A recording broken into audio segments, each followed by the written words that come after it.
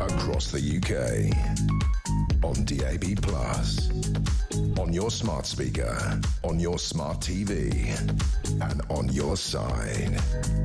This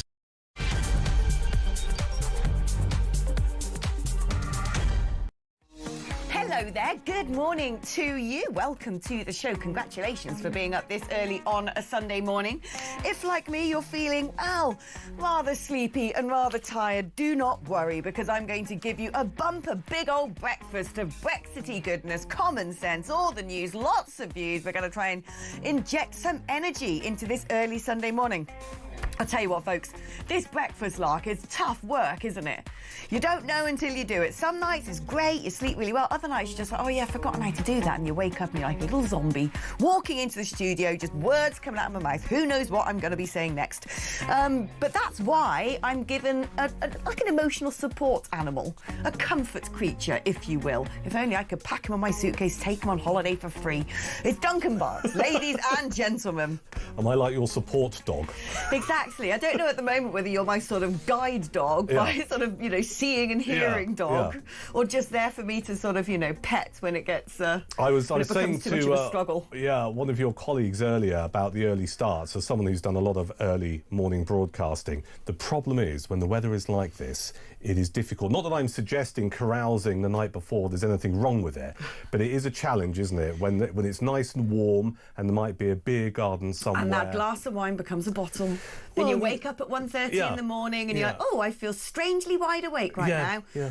3 hours before the alarm goes off, actually less than that, 2.5 hours, better try and go back to sleep. Can you? No. No, but you have your special tea. I do. You came in with tea, didn't you? With the shoddy offerings of Floor 17's kitchenettes. I don't know what brand of tea bag it is, but it just doesn't hit the spot. I'm a one bag woman. There's one type of tea that I drink. Nothing else comes close. Right. I've even actually been to the tea farm where the tea comes from. Really? That's how dedicated I am. It was funny because you came in earlier and it was almost like you were a bit of a dealer. You just said to Dean here, you just went, I bought my bags in. Yeah, I got my own bags today, son.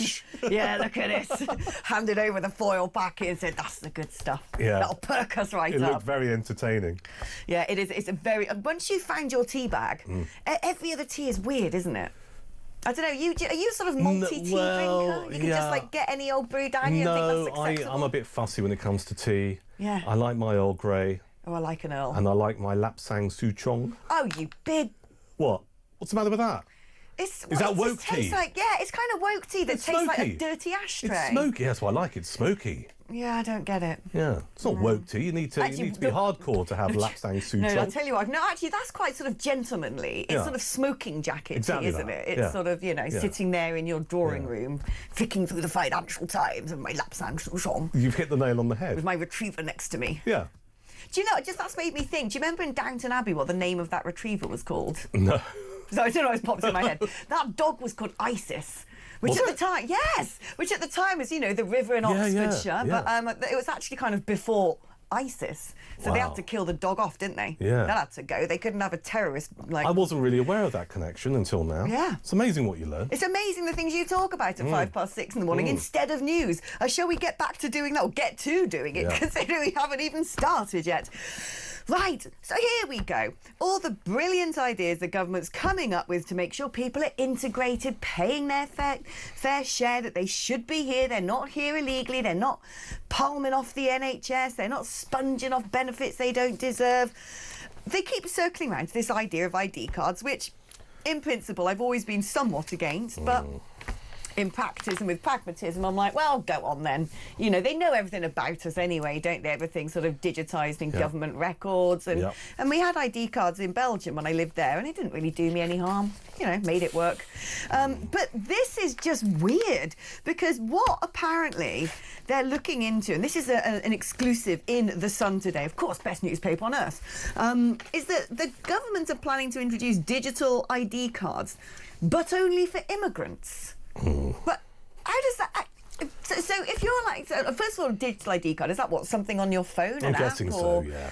So if I go into, well, not me, let's say someone who's been in the country for 20 years from Bangladesh, who has pretty rubbish standards of English because they've never integrated, but they are technically a British citizen, and they walk into a doctor's surgery. Does that doctor go, or the receptionist go, do you have your digital ID card? And they're like, no, I've lived here for 20 years. I'm a UK citizen. Oh, okay, then. Like, how's it... It doesn't make sense to me. No, it doesn't make sense. So I've got a number of views on this. I mean, first off, we're seeing this government say all kinds of things at the moment in order to try and stem off the rising poll ratings of Reform UK, all right? We know that immigration in this country and illegal boat crossings is the key issue. Used to be the NHS and the economy in the top three, and they used to kind of swap places, didn't they? You had sort of like immigration, NHS, economy. You know, now people have just reached the end of the tether when it comes to illegal migration. Illegal, not irregular, by the way. You listened yesterday, did you? I hate this, like, dumbing down of language, these technicalities to make everything seem sort of, oh, it's normal, cuddly. Oh, it's nice, isn't Fluffy. it lovely? Yeah. They're not breaking into the country and chucking their passports in the sea and paying cartels thousands of pounds. No, it's just they decided to do it a slightly different way to normal. Come on. It's just nauseating. So we're seeing a lot of these stories come out of the government at the moment as a way of just going, we're going to be tough about this. So let's look about the idea of ID cards. Now, I'm fundamentally opposed to ID cards on the basis that I don't see why I should have to carry one. So I can read this story in The Sun today, which is an exclusive by, I think it's Kate Ferguson, their political editor, The Sun on Sunday, and I can look at it and go, oh, it says that I don't have to carry one. Great. So that's kind of great, all right? But there are a number of issues here. I mean, first off, the Labour government of 1997 of Tony Blair, they were obsessed with the idea of ID cards. And the Blair Foundation keep lobbying this current administration, this current form of the Labour government, saying ID cards are the answer. ID cards are the answer, all right? So we're seeing a version of this coming in. By the way, under Blair, it was eventually, it never saw the light of day because by 2010, the Conservatives decided and the coalition was not going to happen. So we're seeing this almost like revisit of the idea of ID cards. But you've hit the nail on the head, Alex. It's not being thought through because I don't think they have the answers to some of these questions because all they're after is the headline in one of the best-selling newspapers in the country today, which is like, oh, we're going to do something to tackle. And we're going to tackle this form of illegal migration by saying you must have an ID card. If someone rocks up at a GP surgery and says, I haven't got it, right? Is that GP... or the receptionist going to turn them away? The reality is no. Right, or they say, I haven't got it because I don't need one. Yeah. Okay, where's your proof that you don't need one? Well, the fact that I don't have one is proof that I don't need one because I'm not, I haven't just bobbed in yesterday. But also, everybody who comes in is, whether they're coming illegally or not, is going to be given one, aren't they? We already know that when you bob in on a boat, it's like, do you want to see a dentist? Yeah. I was reading today in the press, actually, that there's massively rising cases of diphtheria, especially in the migrant camps in France, and one in particular called Lune Plage, where they're all into their sort of like, sort of swamp city made out of bin bags, and all these people have got getting diphtheria, picking it up in Syria, Afghanistan, coming over, spreading it to one another, and because they can't actually go and see the doctor in France, they wait to come and use the NHS in the UK, and so we've now got a diphtheria problem in the UK. Is that great? I'm not surprised. I mean, I was reading a report from in one of the papers a few days ago talking about the migrant hotels, some of which are 4-star hotels, and the access you get to healthcare and GP's appointments. And there's a guy who's apparently been on a fast-track list to have his hip replaced, and you go, well, there are millions of people in this country still waiting for their hips to be replaced. And all this does is create further division and makes people who are born in this country feel that they're being put to the back of the queue. So I've got a very good friend who works in eye screening. Retinal eye screening, which is something you have to do for diabetics and people as they get older and so on and so forth. And she was saying to me that she keeps having sort of files put on the top of the pile. This person sort of jumps a queue, and the address is always the same hotel. And this is what I'm talking about. How dare that happen? It's ridiculous. I know it's problematic. I mean, also just reading this piece in the Sun today, the Sun revealed small boat migrants are brazenly breaking the law by working as Deliveroo and Just Eat delivery riders. And they're saying that if they had ID cards, of course, they wouldn't be able to get that work, right? I stopped using these services now. Since this story broke, I won't use Deliveroo or Just Eat. I'm going to have to go the same way as you. The other day, I was at home, ordered my takeaway with my other half, a nice Vietnamese number, and a Gabriella was going to come and deliver my takeaway from Uber Eats. When Gabriella turned up on my doorstep, Gabriella was 6'5", bearded, looked like someone who could probably pin me to the floor and kick my face in, and frankly scared the living out of me. So here's the thing, all right, and well done to the Sun who revealed this a few days ago or a week ago or whatever, but where are the people who are supposed to run this country, i.e. the Home Office, who are supposed to be responsible for this kind of thing? Because anyone in any major city, and I'm going to focus on London for a second because I come into London, I don't live in London, but I come into London to work, I've seen 2 or 3 spots, one in Paddington under the Westway, one in Park Lane, one somewhere else in South London, where you have a tented community. They're coming, aren't they? Right, a tented community, tent cities, and parked alongside those tents you have bikes with the branding of these food delivery companies. Now, they're all parked outside the Asylum Hotel. So, you know, it shouldn't take a national newspaper to reveal this, because we can see it with our own eyes. People who are being put up in a hotel or living presumably illegally. I mean, let's not jump to too many conclusions, but you know, let's make the leap, because there is some evidence, in a tent somewhere under the A40 Westway, and there's a blooming Deliveroo bike right next door to it. Right, it's mental. Why on earth have they not summoned these big companies into Parliament and said, you know, what is going on? Cross-examined them, you know, read them the Riot Act and said, this stops now, we're going to prevent you from operating in the UK. Exactly right. So I'm just trying to think of my knowledge of politics, having worked in it on and off for a bit. What you probably want, the boss of Just Eat or Deliveroo in front of a select committee, is probably the Home Affairs Select Committee, isn't it? I think. Yeah. And you just want to go, what the heck is going on here? Yeah. You know, you say you were checking. You're now saying you're going to ramp up these checks to make sure that people who are working for you are legally entitled to do so. But what were you doing in the first place? Or even...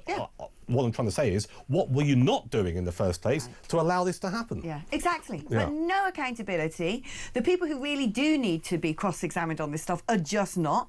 But then, you know, I think you make a very interesting point about our own individual responsibility. I think I said this yesterday, which is, you know, the fact that you've stopped using those services, and I'm sort of thinking, well, I'm going to have to as well, frankly, because I don't want to prop up illegals who have come to this country and are working in the black market. And I don't want to reward companies who, quite frankly, are flagrantly breaking the law and making us the El Dorado for illegals, making that pull factor 15 times worse. As President Macron said, I mean, something sensible came out of that little idiot's face for once. But well, what was that, Alex? Remind me. When he said that Britain needs to sort itself out when it comes to giving all these freebies and benefits and letting people work in the black market, that you can't blame France for that. And I'm like, no, you can't. No, that's true. Good point. But also, how many of us, when we really look in the mirror and ask ourselves the question, do we go and get our cars washed in those hand car washes? Are we using those services? Yeah. You know, have you recently gone, if you're a woman, to have your nails done where you paid by cash? Cash, yeah. Right? You know, you make a really good point, and we can extend this out. Have you popped into that Turkish barbers? That Turkish barbers that never seems to have any customers. Yeah, the one that only pay £5 for a cut, and yet they've got £1 million a year turnover. What's interesting about what you say there, you can broaden it out, can't you? Because if you want to look at some of the threats to us as a nation, and I think we can agree, and listeners and viewers to talk will agree this morning, that there is a threat with people coming into this country undocumented. We don't know who they are, right? And if they start working illegally, as appears to be the case with some of these food delivery companies, or they're working on one of these car washes or whatever, and we use those services and facilities, we are actually fueling the issue, aren't we? But you can broaden it out a little bit. If we go online and buy a load of stuff from China, what do we do? We're fueling China's economic rise. Exactly. I always say this, everyone with their sort of Amazon packages turning up every 5 seconds rather than buying British. We all have our part to play. And, you know, talking about the Deliveroo bikes or Uber Eats bikes, whatever they are, these delivery bikes by people who live in a tent city under a motorway bridge. Do you really want tonight's takeaway handed to you by someone who curls one out in a bush? You know, really, is that what you want in life? I don't think so. No, and actually, whilst that's given me a mental image I now can't shift, you are onto something there, because without being too graphic, at what time is it? Almost 6:15, just turned 6:15 on a Sunday morning. Have you noticed those plastic bottles by the roadside? Oh, don't That look like they might be full of Lucozade, but clearly they're not. No. You know, these are people who are driving cabs, right? And this is not just driving cabs, delivering food, who get caught short and they need to take a leak, and it's just like, well, you're not washing your hands afterwards, are you? Oh no! You must have seen it. I had not seen this. Yeah. Oh, Duncan. Oh, man. So there you are. I mean, I think, but it's these ID cards. It's a lovely headline. It's good for the Labour press office to go, oh, look, we got a nice story in the Sun on Sunday today talking about ID cards, but just for immigrants. But actually, with all of these things, like that farcical Starmer-Macron 1 in, 1 out, mental. 17 in, 1 out idea. The devil has got to be in the detail, and it's just like, what is the detail here? And I would argue that whilst it gives you a nice headline, if you want to be perceived as a government of this country trying to make a difference and appeal maybe to voters that you're losing because people are fed up with your stance on illegal immigration, but would it actually work in practice? I remain to be convinced. I'm just reading this article at the moment in the Express. There's a couple of things in here. I mean, first of all, the headline is this stupid deal with the French won't stop a single migrant boat in the Channel. Of course it won't. We know that. That's blimmin' obvious. Well, the EU are going to block it, aren't they? It needs signing off by the EU. Yeah, exactly. And I mean, there were a few newspapers, well, no, it's not fair, but a few of the newspapers who class as right of centre rightly called it out. But a lot of the people are just going, well, this is a step forward. It's like there is so much ground yet to cover with this. You're going to get you're going to get Spain and Italy kicking off about this because they don't want to be anywhere near it. They already are. They're already lobbying the EU, going, we don't want Britain and France doing this. That's not fair on us. Exactly, and other EU states will just go, hang on a second, we can't have France and Britain having their own little deal here. But also, the French get to choose who we send back. So when we've got the rapists and the axe murderers and the man with the AK-47 on his face, oh no, we have to keep those ones because you can't see Macron going, oh yeah, let's take back the dodgies. But anyway, in the Express, the Prime Minister has said Nigel Farage is terrified of this government succeeding at stopping illegal migration. Do you know what? I kind of don't think he is. He doesn't want the numbers to go down because he knows that when they do, he'll fade into irrelevance. I don't think Nigel is losing a wink of sleep. I think you'll find it's Starmer who's terrified of the rise of Reform UK, and I mean it's getting increasingly desperate where everything that he does. He mentions a political party that currently has 4 MPs. Do you see what I mean? Yeah. It's just like he comes out and he says, well, we're doing this, but Reform don't have the answers, etc., etc. In the great scheme of things, the facts on the table, that is a party that has 4 MPs, yet he spends. Nigel Farage is living rent-free inside his head. Absolutely. Right, and he can't let that go. But talk about reading the room. So this is an exclusive message for the Sunday Express readers from the Prime Minister, apparently. Now, we all know who Sunday Express readers are. Patriots, Brexiteers, sensible folk. Love the Express. I write for the Express. It's a great newspaper. It's amazing. Yeah. Of course, it's not as good as anything done by News UK. We've got to point that out. Absolutely. Obviously, it's the still Sun a good and the paper. Times are better, but it's still a very good paper. But anyway, talk about not reading the room, considering this is the audience. A defiant Sir Keir Starmer accused the Conservatives of insulting the French. Mate, that's been a national sport since about 1306. Like, what are you talking about? Insulting the French. That's what we do best. That's what we live for. Come on. I mean, I'm a big fan of the French. I love them. Because they actually, what we tend to do as a nation is, well, we'll have a bitch and we'll have a moan, and we might write some letters to the newspapers or send some voice notes into Talk or whatever, and that's great, about how we feel fed up with stuff. Whereas the French actually, and I'm not advocating that people should do this, but the French actually do take to the streets. Set some tyres on fire. And they make their point and they get their voices heard. And French farmers, they're not happy about stuff. They'll dump a load of manure outside McDonald's. I know, we sort of had a nice little serene parade of tractors around Westminster, and some people standing and, having a conversation in their barber jackets, and that was all very lovely, and the Labour government went, yeah, whatever. They should have come and, put on the manure hoses like they did on the European Parliament. And this, sadly, is what gets stuff done. Yeah. That's the thing. But also don't blame the French themselves, because they don't like Macron either. No. If they had their way, they'd have Jordan Bardella and Marine Le Pen in that government, and both of them have turned around and said, we will work with the British to solve this. We will stop the boats. Yeah.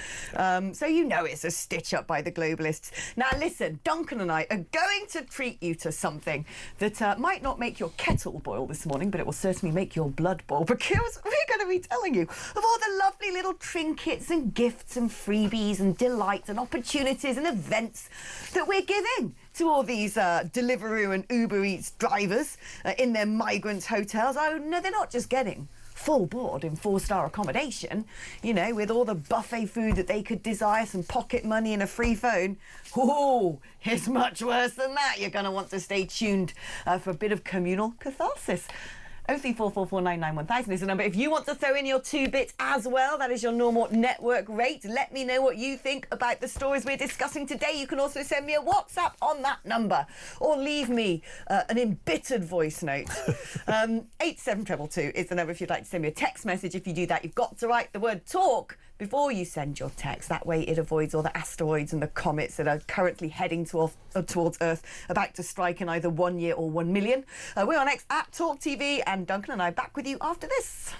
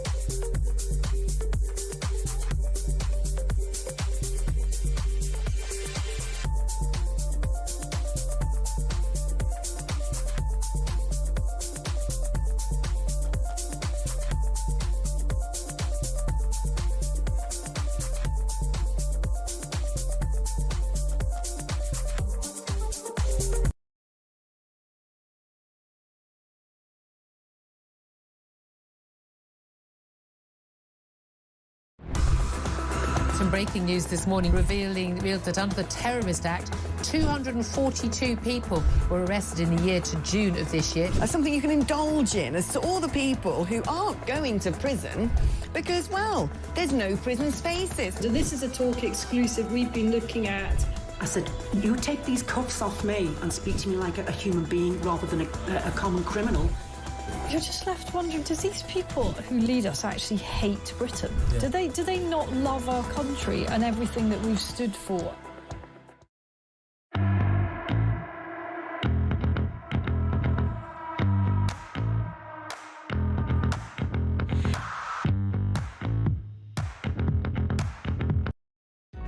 Across the UK, on DAB+, on your smart speaker, on your smart TV, and on your side. This is Talk. Oh, I'm just digging around in this one, Duncan. This is good. Guess what? The Nigel Farage Doge machine has rolled into town, or should I say rolled into various councils across the UK. He promised he was going to do this. The audits have begun, and they have unearthed at Reform HQ some pretty questionable spending in some of the councils under their control. Spending particularly on our good friends who have come to the country illegally. Brace yourselves, ladies and gentlemen, for this one.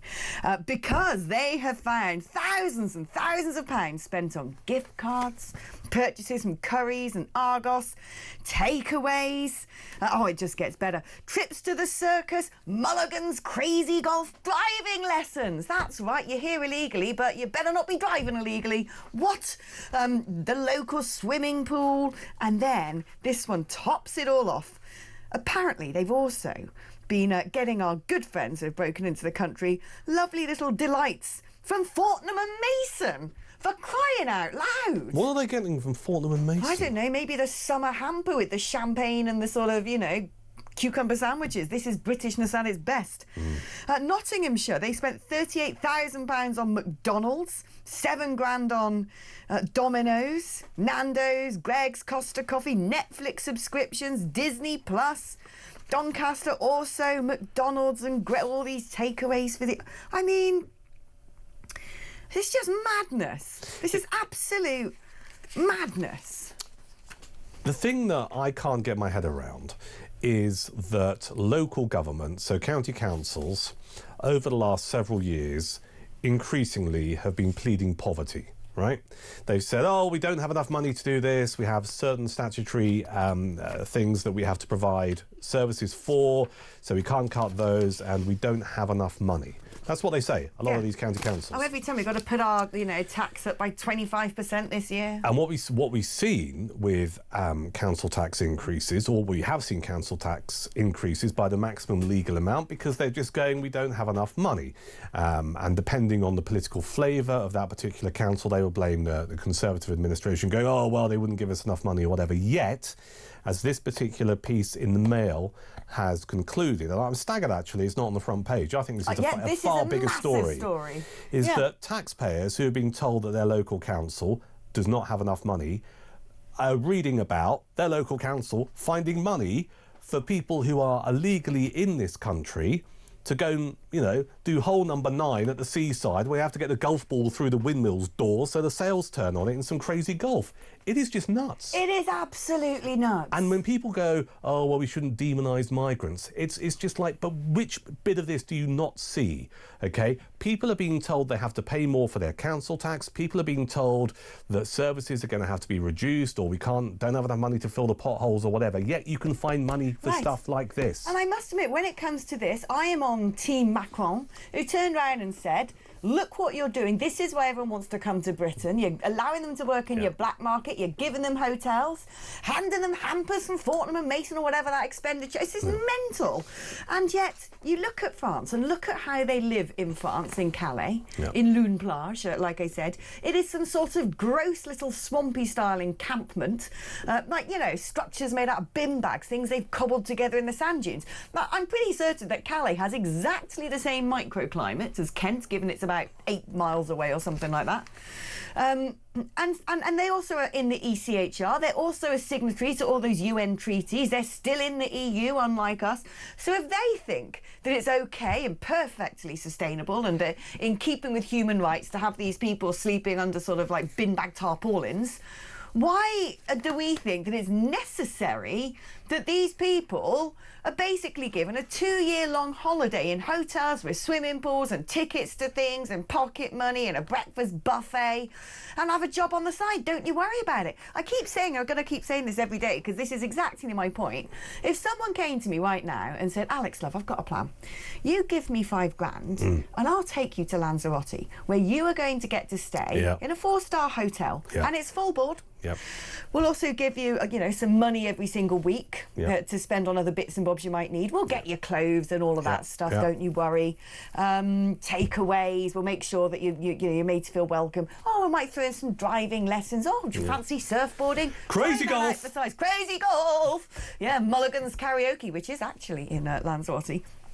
And they said, and actually, if that doesn't keep you occupied enough, you can go pull some pints, cash in hand. We'll turn a blind eye. I would actually quit this job and go to Lanzarote. And I'm not even someone fleeing a war zone, or some sort of dreadful flea-bitten hellhole in the middle of the desert. No, but you are living in London. Well, it's pretty much the same thing. But I would take that offer for $5,000. That'll be like, yes. You strip all of this down, and I've been saying this for the last few months, because for far too long, we as a nation who have raised concerns about illegal migration, people breaking into this country effectively, we are being told, well, you're racist. And it's got nothing to do with race, right? It's got nothing to do with being a racist person. You can voice these views quite legitimately, because as a country, we have been remarkably fair and remarkably tolerant over decades, OK? We have a British sense of fair play. This is my take on it. And that sense of fair play, frankly, the mick has been taken out of it. And that's why the worm has turned now and people are going, I've had enough of this. Because most people will hear what we're talking about here on Talk, read about it in the Mail, online, etc., and just go, you strip all of this down, fundamentally, people are being rewarded for breaking into this country and breaking the law. And that's what this is about. Without sounding really horrible, but sort of parasitically living off our state, the one that we contribute to, the one that we're taxed to the hilt to fund, because that's what a nation is, really. It's almost like a giant insurance policy. These are our borders. Everyone inside it pays in, and we look after you. You don't just like get randos coming from outside going, yeah, we want some of that now. You've got to look after us too. Why? I don't understand when people go, well, you know, it's our duty to take people from... Why is it our duty to take people from Syria? But we have a track record from World War II onwards where we take genuine asylum seekers. The most recent examples being Ukraine, right? We've helped out thousands of people who've come to this country and fled Ukraine. We also did the same with people who supported the British Army in Afghanistan before we basically shafted that country by pulling out all of our troops, right? You know, I've dealt with in the past local people in Kabul who have come to this country, fled Afghanistan because the Taliban wanted to kill them because they worked as British interpreters. Okay, those people should be here. Rightly so. Right, rightly so, and we should look after them. Okay.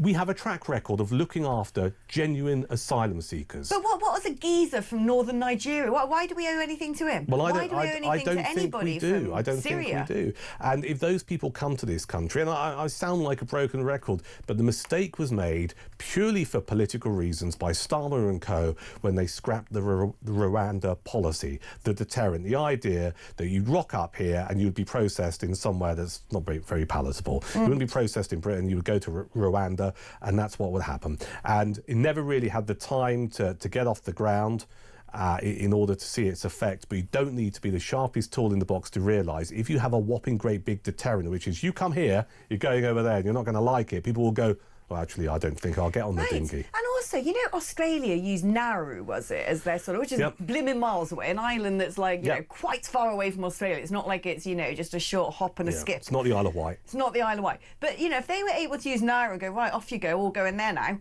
we've got loads of funny little islands in our archipelago. Some pretty wind-beaten, you know, weather-damaged ones in, you know, the far north of Scotland that probably have like one sheep on it and some sort of Shetland pony. Why can't we just be like, here you go, off you go to the giant detention centre on this uninhabited island? It's British. No one can say anything about that. No, and what Starmer's tried to do, and we saw this with this deal that was announced a few days ago, Macron, and we don't know the detail of it, and you and I were saying earlier, Alex, that the EU will ultimately, they have sign off on this. No, they won't sign it off, right? We know they're not going to sign it off. They've already said they won't. They're trying to find a nice way of dealing with this. Ditto with the story in The Sun today by Kate Ferguson, the political editor, about the ID cards for migrants. There is no nice, fluffy and cuddly way of stopping people coming to this country illegally across the channel on boats. That's the fact of the situation. There's no nice way of doing it. You need to have a blooming awful deterrent that will make people go, I'm not going to do that. I mean, actually, personally, I think a nice way of doing it is when a dinghy comes halfway across the channel saying, no, you don't, and taking it back to France. I think that's perfectly humane, perfectly acceptable, perfectly nice. Because you try and go into another country. If I decided, oh, do you know what, I might just, you know, bust the boundaries of Lebanon and go hang out there for a while and tried to cross over, I'd probably be shot. I just don't know when this is going to stop, because at some point there will be a tipping point, won't there, where simply the numbers will be so overwhelming that our system that supports people who are across the channel illegally will fail to function anymore. I think we're teetering. We're going to run out of properties. Looks like we've run out of hotels. It just has a feeling today, this precise moment in time, that at some point it's just going to explode or implode. I don't know which is the right word. Yeah, no, I mean, 4 years. They're not going to do anything about this in 4 years. We've got 4 years of what? There's about 100,000 people coming illegally per year. You know, it's just crazy. And then you've got the backdrop, and this is linked to it. You've got the backdrop of an economy that is at best stagnant, all right? It's contracted recently. You know, we've seen this with the recent figures. If you were going to be highly benevolent and go, I don't mind helping these people who have crossed the channel illegally, you might go, our economy's doing really well, you know, we've got some cash in the bank, we can afford to make a difference here and support these people. But we're not in that situation, right? And we also know that come October, November time, we're going to see a budget where either Rachel Reeves is going to have to put up taxes, national insurance, VAT or income tax. If not, she'll find other ways of doing stuff like a wealth tax or mucking around capital gains tax or whatever. What you're going to see, again, is more and more people having to pay more into the system in some form of taxation. And then they read stories like this about crazy golf for people who have broken into this country illegally, and it's just going to send them over the edge. Yeah. No, I'm amazed we've tolerated so much so far. I really, really am.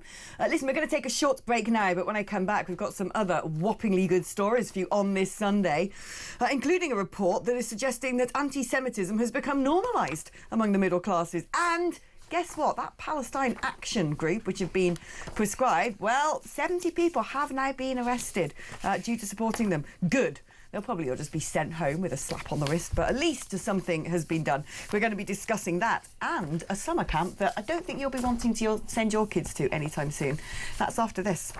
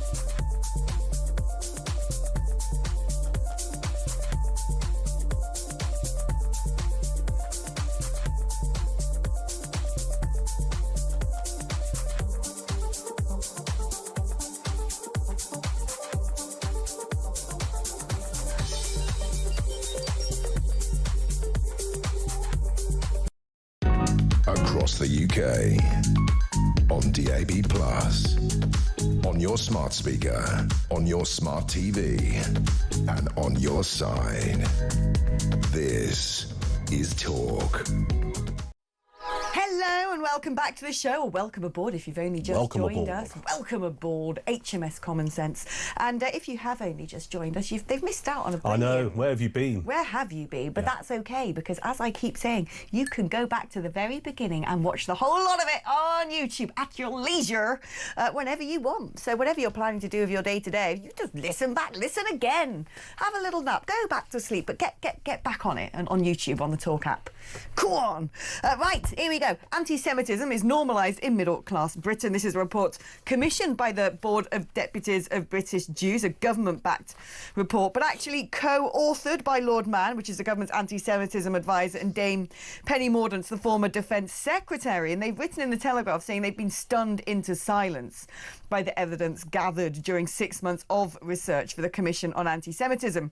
And they've said, we are two non-Jews from opposite sides of the political spectrum, and we have both come to realise that if our Jewish community is facing discrimination, this is a failure of our society. And it goes on to detail some of these examples. And of course, I think some high-profile ones, of course, the BBC. Yeah, things like the National Education Union, the NHS. What is it with... My other half always tells me off when I go, the blimmin' middle classes. He's like, you've got to be a bit more specific than that. And I think you kind of do, because I'm middle class, you're middle class. And when we talk about the middle classes and some of these people holding these repugnant views, I just think, how do they get there? How are these people who, you know, essentially are educated people, that's probably where they got it from, to be honest, and how do people end up with all these baked-in prejudices? That's a very big question, and I think there are multiple answers. I think there's a big chunk of people in this country who will look at social media, look at people who they might might hold as or people of value or influence or whatever, and they might see them condemning Israel and just go, yeah, I'm going to have a bit of that because that's the right and proper stance to take. Yeah, that's the Gucci handbag of ideologies. They won't go online and do any research. They will, you mentioned October the 7th and they'll just gloss over that. They won't have, there's someone in my life who, is very, very anti-Israel.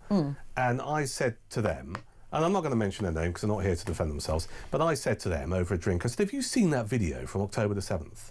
No, I can't bear to watch it. And it's like, how dare you? How dare you hold this opinion about Israel without even looking at the footage that saw innocent men, women and children being, I'm sorry to use this term this morning, but butchered. And far worse. Butchered, all right? raped, so mutilated. You have decided to hold a position on an issue without looking at all of the evidence that is out there. It's crazy. I think there's a lot of those people about. It's become fashionable. Yeah. And then you get the kind of like, oh, well, actually, it's not about anti-Semitism, it's about anti-Zionism. Well, frankly, the same thing. Oh my gosh, I was about to say that. People always use it. I've got no problem with the Jewish people, but I don't like Zionism. Like, so you don't think the Jewish people get a right to have their own state, right? Yeah. I'm afraid that's anti-Jewish. That is anti-Semitism. Yeah. Because where are the Jews supposed to go? Because they're persecuted everywhere they go. We've now got massive Muslim communities across Europe who hate the Jews. It's written in their holy book. Yeah. Most of these people's purpose for existence is to hate the Jews and wish them dead. Yeah. Do you know what crystallised it for me, Alex? And we might get on to this because we had some various arrests for Palestine Action supporters inside the last 24 hours. But I remember a few weeks ago, 3 or 4 weeks ago, there were people taking part in those demos that we see most Saturdays in London that cost the taxpayer an absolute fortune. You have to drag in police officers from other parts of the country to police this thing that's been going on pretty much every weekend in London since October the 7th attack. And there were people off the back of Israel's decision to bomb Iran because of their nuclear program, and then following America's decision to also launch missiles at Iran because of the nuclear program. They were walking around with banners, all right, saying, be on the right side of history and support Iran. I support the Ayatollah, right? And these people are either, well, I mean, maybe they're both incredibly ignorant or remarkably thick, all right? Because Iran has gone on the record to say, and I don't want to upset anyone listening who is Jewish or comes from Israel, but they've gone on the record to say that Israel is a cancer. It is a cancerous growth that, quote, has to be removed. Yeah. All right? Now, most of the people who live in Israel are Jewish, all right? So if you're supporting what Iran is doing, you are anti-Jewish. You're supporting what Iran's doing. There's something very wrong with you. Anti-Semitism. And yet it's almost like given a bit of a free pass because it's like, oh, well, it's Israel. Oh, it's the Jewish community.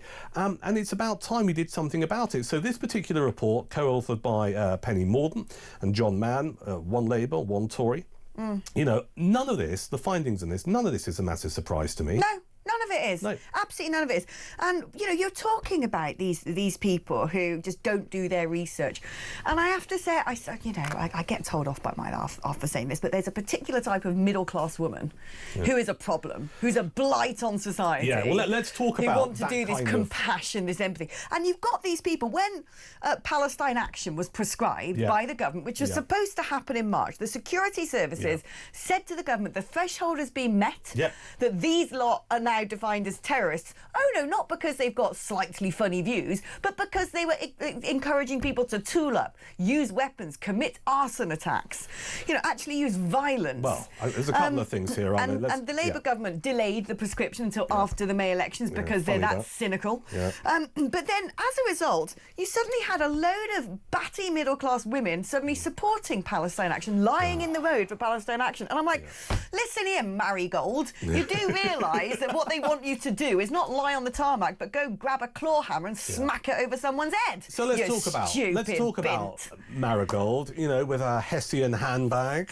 Yeah. Probably some amber kind of beady chunky jewellery. Yeah, the chunky jewellery. Let's create the stereotypical cliche for lols this early hour on a Sunday morning. Probably most definitely a copy of The Guardian poking out of the Hessian handbag. Yeah, yeah. Maybe, I don't know, some Waitrose receipts for tofu. I mean, this is what we're talking about. Yeah. That's marigold. But it comes back, doesn't it, to I've seen Dom Jolly on social media have a pop at Israel, so I like Dom Jolly, so I'm going to do the same. It's that kind of mindset. And let's talk about Palestine Action for a second. Yeah. I have no issue with this, with the fact that they're now prescribed. This is an organisation that advocates breaking in to air bases, all right? The straw that broke the camel's back here was some of their activists, some might call them terrorists, broke into an air base and they attacked and damaged aeroplanes, RAF jets, okay? I think there's a sizable amount of people probably listening and watching talk this morning would go, well, that actually is a form of terrorism, because whilst it might have been red paint that they sprayed on, you're only one step away from, well, why don't we, put an explosive device in there? These people are so committed to their cause. I'm surprised these people weren't shot. They should have been. It was any other country around the world. Breaking into a hypersensitive military airbase with active service vehicles. Well, can you imagine if it was an American airbase? Oh. They'd shoot first and ask questions later. Yeah, they wouldn't be messing about. And all of these people kicking off, and it's always the elements of the media, and it's like, yeah, but they're dragging this peaceful priest away who was supporting Palestine Action. It's just like, it's completely irrelevant. And do you know what, Marigold? When these people take over the country, you'll be lucky if you even get offered to be sold on the black market as a domestic slave, let alone be someone's fourth wife in a polygamous marriage. You'll just be left to rot in the corner, my love. Well, this is the bit I don't get, and you've hit the nail on the head once again this morning, which is the double standards, because our Marigold, who we've just deliciously described, presumably is a bit of a feminist who believes in women's rights and stuff. Oh, but she also likes those men with the beards and the frocks coming in the toilets, doesn't she, Marigold? Because they're women as well. Marigold must be really confused, because does she not realise that she is theoretically supporting a regime that if she lived under it, she wouldn't be allowed to do half the things she does currently? Marigold won't even be allowed to leave the house. Yeah. Honestly, make it all make sense. Listen, you guys, if you know how to make it make sense, you know the number to call. 03444991000. It's your normal network rate, so it don't cost you anything, really, does it?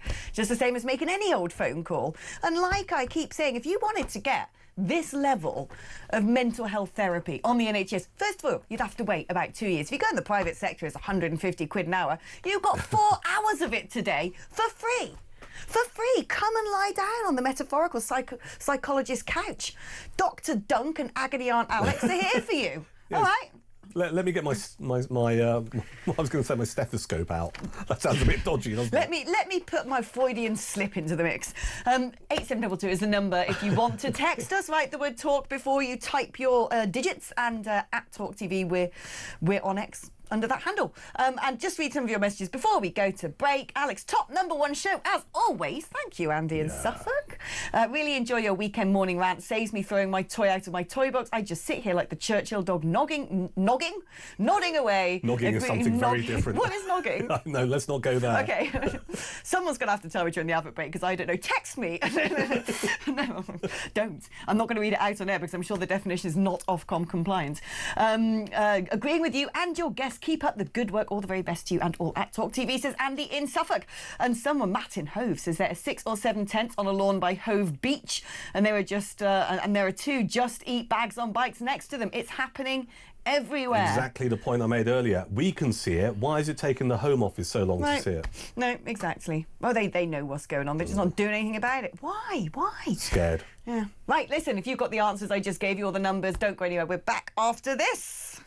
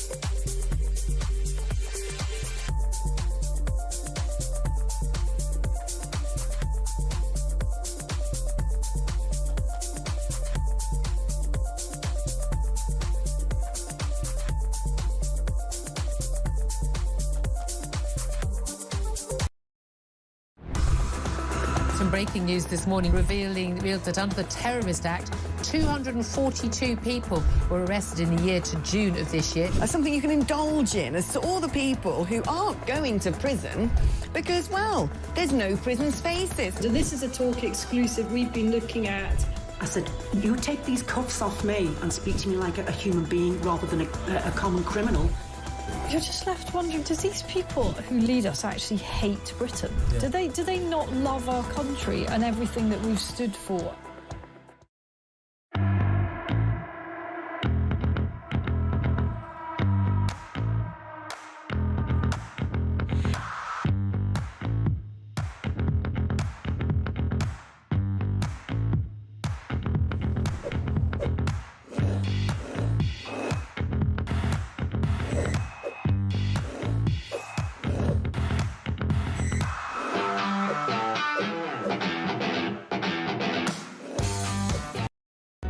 Across the UK, on DAB+, on your smart speaker, on your smart TV, and on your side. This is Talk. Oh, I've got a good one now. If you go down to the woods today, you'll surely have a surprise. If you go down to the woods today, you might not believe your eyes, 'cause everywhere are Muslim kids learning how to throw knives and having fun.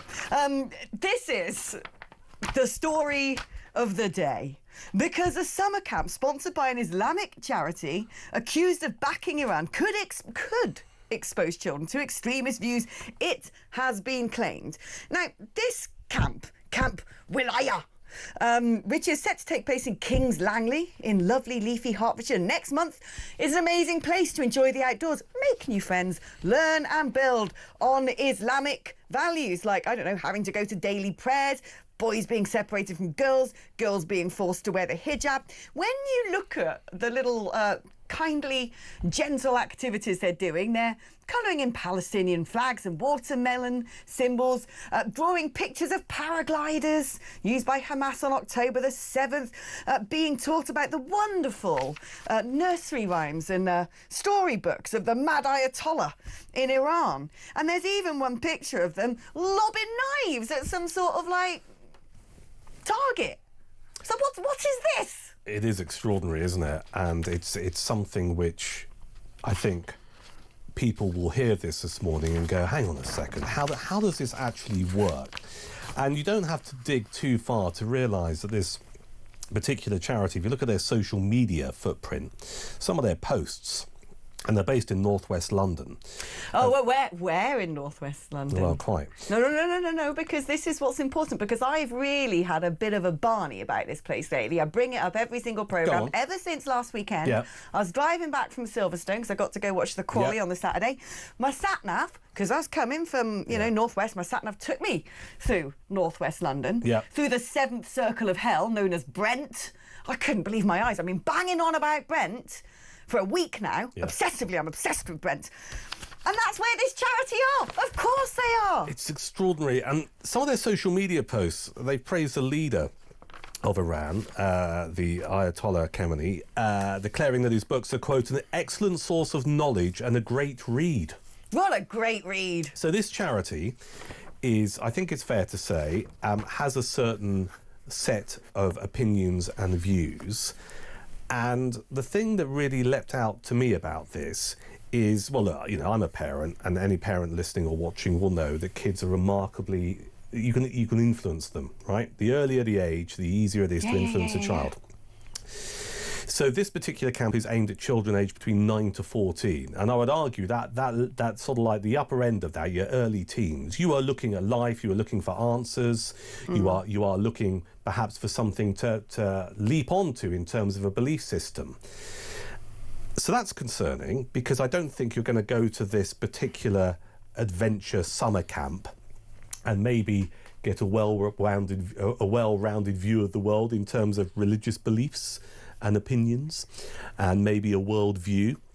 But also, the idea that girls who attend are required to wear the hijab and are segregated from the boys, other than for daily prayers, talks and a team photo, I mean, that is a form of social engineering, right? It's mental. Yeah. So, you know, so I sort of upset the good and the great last time I appeared on BBC Politics Live, because I turned around and I said, you know, it's very easy when it comes to this whole integration thing.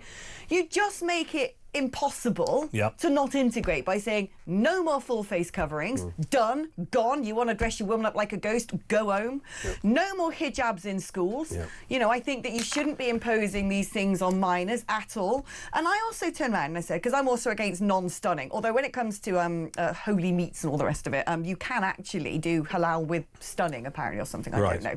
But you know, at the end of the day, we don't like torturing animals in this country. We've got loads of rules and regulations about that. You say, no, that's banned. Sorry, that's the British way of life. You don't like it, jog on. Was this the BBC Politics Live show? Yeah. And you said all of this on screen? Yeah. Did they have a collective coronary? What was I know, the well, response? that thing was the most viral clip that BBC Politics Live's ever put out, probably. But the other thing I said, and I've got a bit of a kickback on this, but I said I'm against faith schools. Now, I am.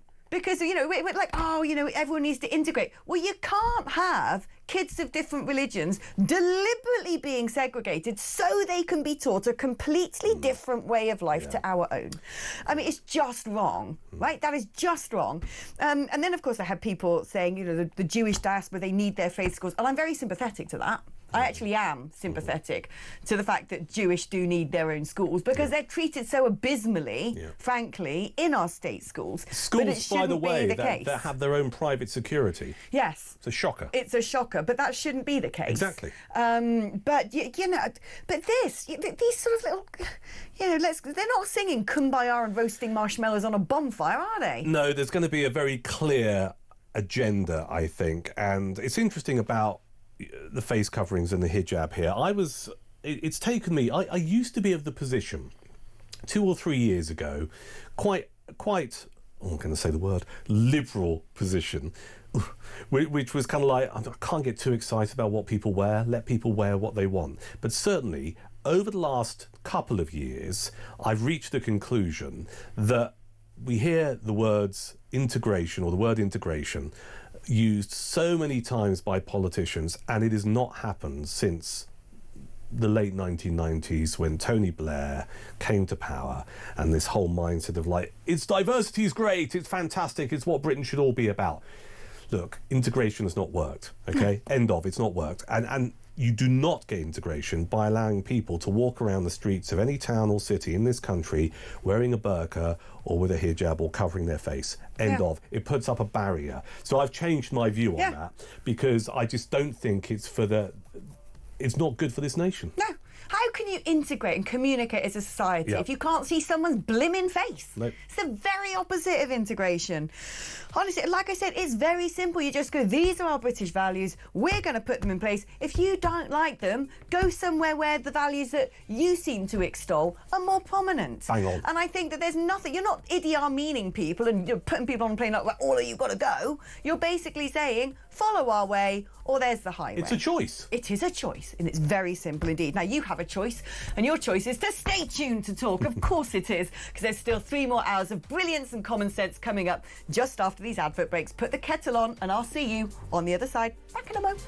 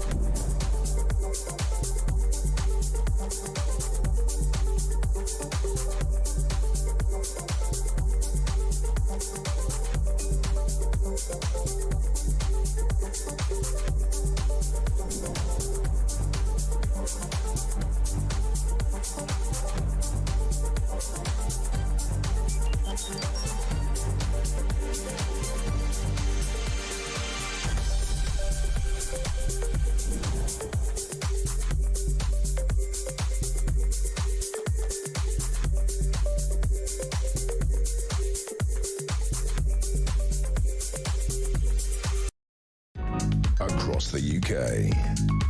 On DAB+, on your smart speaker, on your smart TV, and on your side. This is Talk.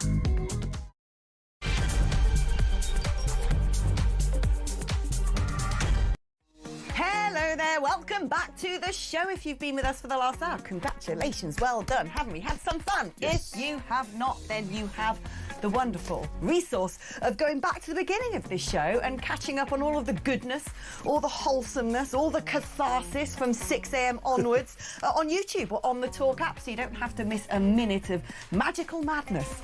Duncan Barks is here with me today. We're having a good old whale of a time chewing over some of the best stories out there. It is therapy. This is therapy. It is I love coming in therapy. here. I was saying during the news, it's They should just put us out on tannoys. We'd sort out the sort of, worklessness in a moment. Everyone would be like, right, I'm getting back to the factory. Woohoo! I'm no longer mentally ill. It's all been explained. Yeah, we could actually sort of, government-issued Duncan and Alex. We should be available on the NHS. We should be available on the NHS. In fact, we should have some sort of government contract worth about £375 million for all the services that we do, and a knighthood. Let's do it. Yeah. If you were given some sort of peerage and you had to become the lord of somewhere, where would you be? What would you... What? Choose an area? Yeah, like you've got David area. Cameron, who's Lord Shi Ping Norton.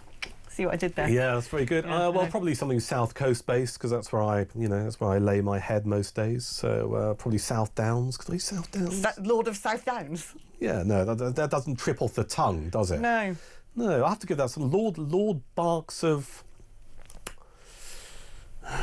somewhere. What about Lord Barks of Barking? Just to sort of... That'll do. Yeah, you can be known as like the Barking Mad Lord. That'll do. Yeah. What do you get if you're a peer these days? Is it 350 quid a day? Yeah, just to like wet yourself on, some red benches, have a nap and a subsidised tea. I haven't got to the wetting stage. Actually, no, to be honest, most of them are about 5 years old these days, aren't they? Most of the people who are given peerages. Gone are the days where it's someone's sort of like, crusty, older, ancient relative in some sort of crumbling Last time I was in the Houses of Parliament, I was in the bit that where the Lords go and dine. I mean, this was a... So that's like I was in the bit where the Lords go and die. No, they wouldn't let me into that bit. The morgue. This is where they go and dine. Yeah. They go and eat. I was... ribeye steak and chips was about £8. It's blimmin' good government subsidy, isn't it? Yeah, like you have no idea. These people are living it large. Yeah. I'm talking about living it large. This has broken my little heart, this one, because with all the offences that Labour's committing, the atrocities against small businesses, none to me is worse than what they're doing to the great British pub. I agree. And apparently we're going to be losing a pub a day. Yeah. There was another report I read somewhere saying that by about 2035 or something, there will be no more pubs. What? When that happens, it's gone, it's done, it's over. Pubs, I think, should be protected by some sort of specific heritage. We shouldn't be giving government funding for mosques. We should be giving government funding to pubs. They're the pillars of community. That is integration. When people go down the boozer and have a chinwag, put the world to rights. Yep. I find myself feeling increasingly heartbroken at where our pubs might be heading. Yeah. Now, I will say this quite happily. I'm a regular pub goer. I live in a place called Chichester in West Sussex. There are two pubs that I give my custom to. One is what I would call an old school proper pub, which is the Eastgate. It's a Fuller's Brewery. It's predominantly a wet pub, but it does a very good burger and chips, but doesn't specialise in food. Yeah, like Nigel Farage once said to me about all these gastro pubs that sort of, serve calamari and, Oh, don't get me started on gastro He always pubs. goes, it's a restaurant. It is a restaurant. And, I've seen it over the decades where you used to be able to get liver and bacon and mashed potato because that was like a cheap meal at £4.95. Now these gastro pubs are knocking it out at 28 quid because it's got gastropub attached to its blooming name. Anyway, so the Eastgate, fine wet boozer. I go there and I love it to pieces. There are people in there. I mean, you get a Friday afternoon, got a lot of chippies in there and sparkies. They knock off at 3 in the afternoon after being on a building site or doing their jobs or whatever. Go in there, they have some beer, they play some darts. I love it to pieces. Wouldn't change it for the world. There's another place just over the road, which isn't a pub. It's like a tap room. And you and I were talking about this outside earlier, weren't we? About, well, I think we were talking about cider or something. And pork pies. I often do. You often do. And, you know, that's somewhere else I go, and it kind of like focuses a bit on craft beer. I'm not a big craft beer fan. I find it a little bit too hipsterish, but they do some cask ale. I like a proper craft beer, unless it's one of those IPAs with a robot on the label. Well, it's always a robot. That's the point I'm making. Or something in space, and it's always like a kitten with like spiral eyes. who have got, you know, buns on their head, not bread buns, but, you know, hair buns. And but why is it when you go into beards. pubs these days? Because I like a proper West Country pub. Yeah, Like yeah. the pubs of Wiltshire are some of the best on planet Earth. I Yeah. love them. Pubs where everyone knows your name. They sell proper cider, the stuff with like a dead rat in the bottom of a barrel still. Yeah. Opaque floaters, you know, extra nutrients as I like to consider them. You go to London and you're like, can I have something that is not some tropical flavoured IPA with some sort of like, you know, label on it with like a demonic teddy bear with his eyes ripped off? I know, you've like, described I it. don't want it. You've described it brilliantly. I like a proper pub. The West Country is great for pubs. Oh, it really so is. good. I didn't realise when I left the West Country that all pubs weren't like that. No. I didn't realise that you come to London and there's no such thing as cider in London. Like, they just got the fake news stuff. Well, I was saying to you earlier that I was in a supermarket yesterday, having heard you talk on the radio about cider. And I'm not a big cider fan because I had a bad experience when I was a teenager, but it wasn't proper cider. It was like some fizzy stuff. And I was listening to you talk about how you like it flat, if you like, or not with bubbles in. And I couldn't find any on the shelves. No. So I need to find a proper pub that does decent cider. But just going full circle with this story, I love a proper pub, and they're disappearing. And first it was the smoking ban that impacted on pubs. Then we had COVID, and we saw a number of pubs close during the pandemic and not reopen.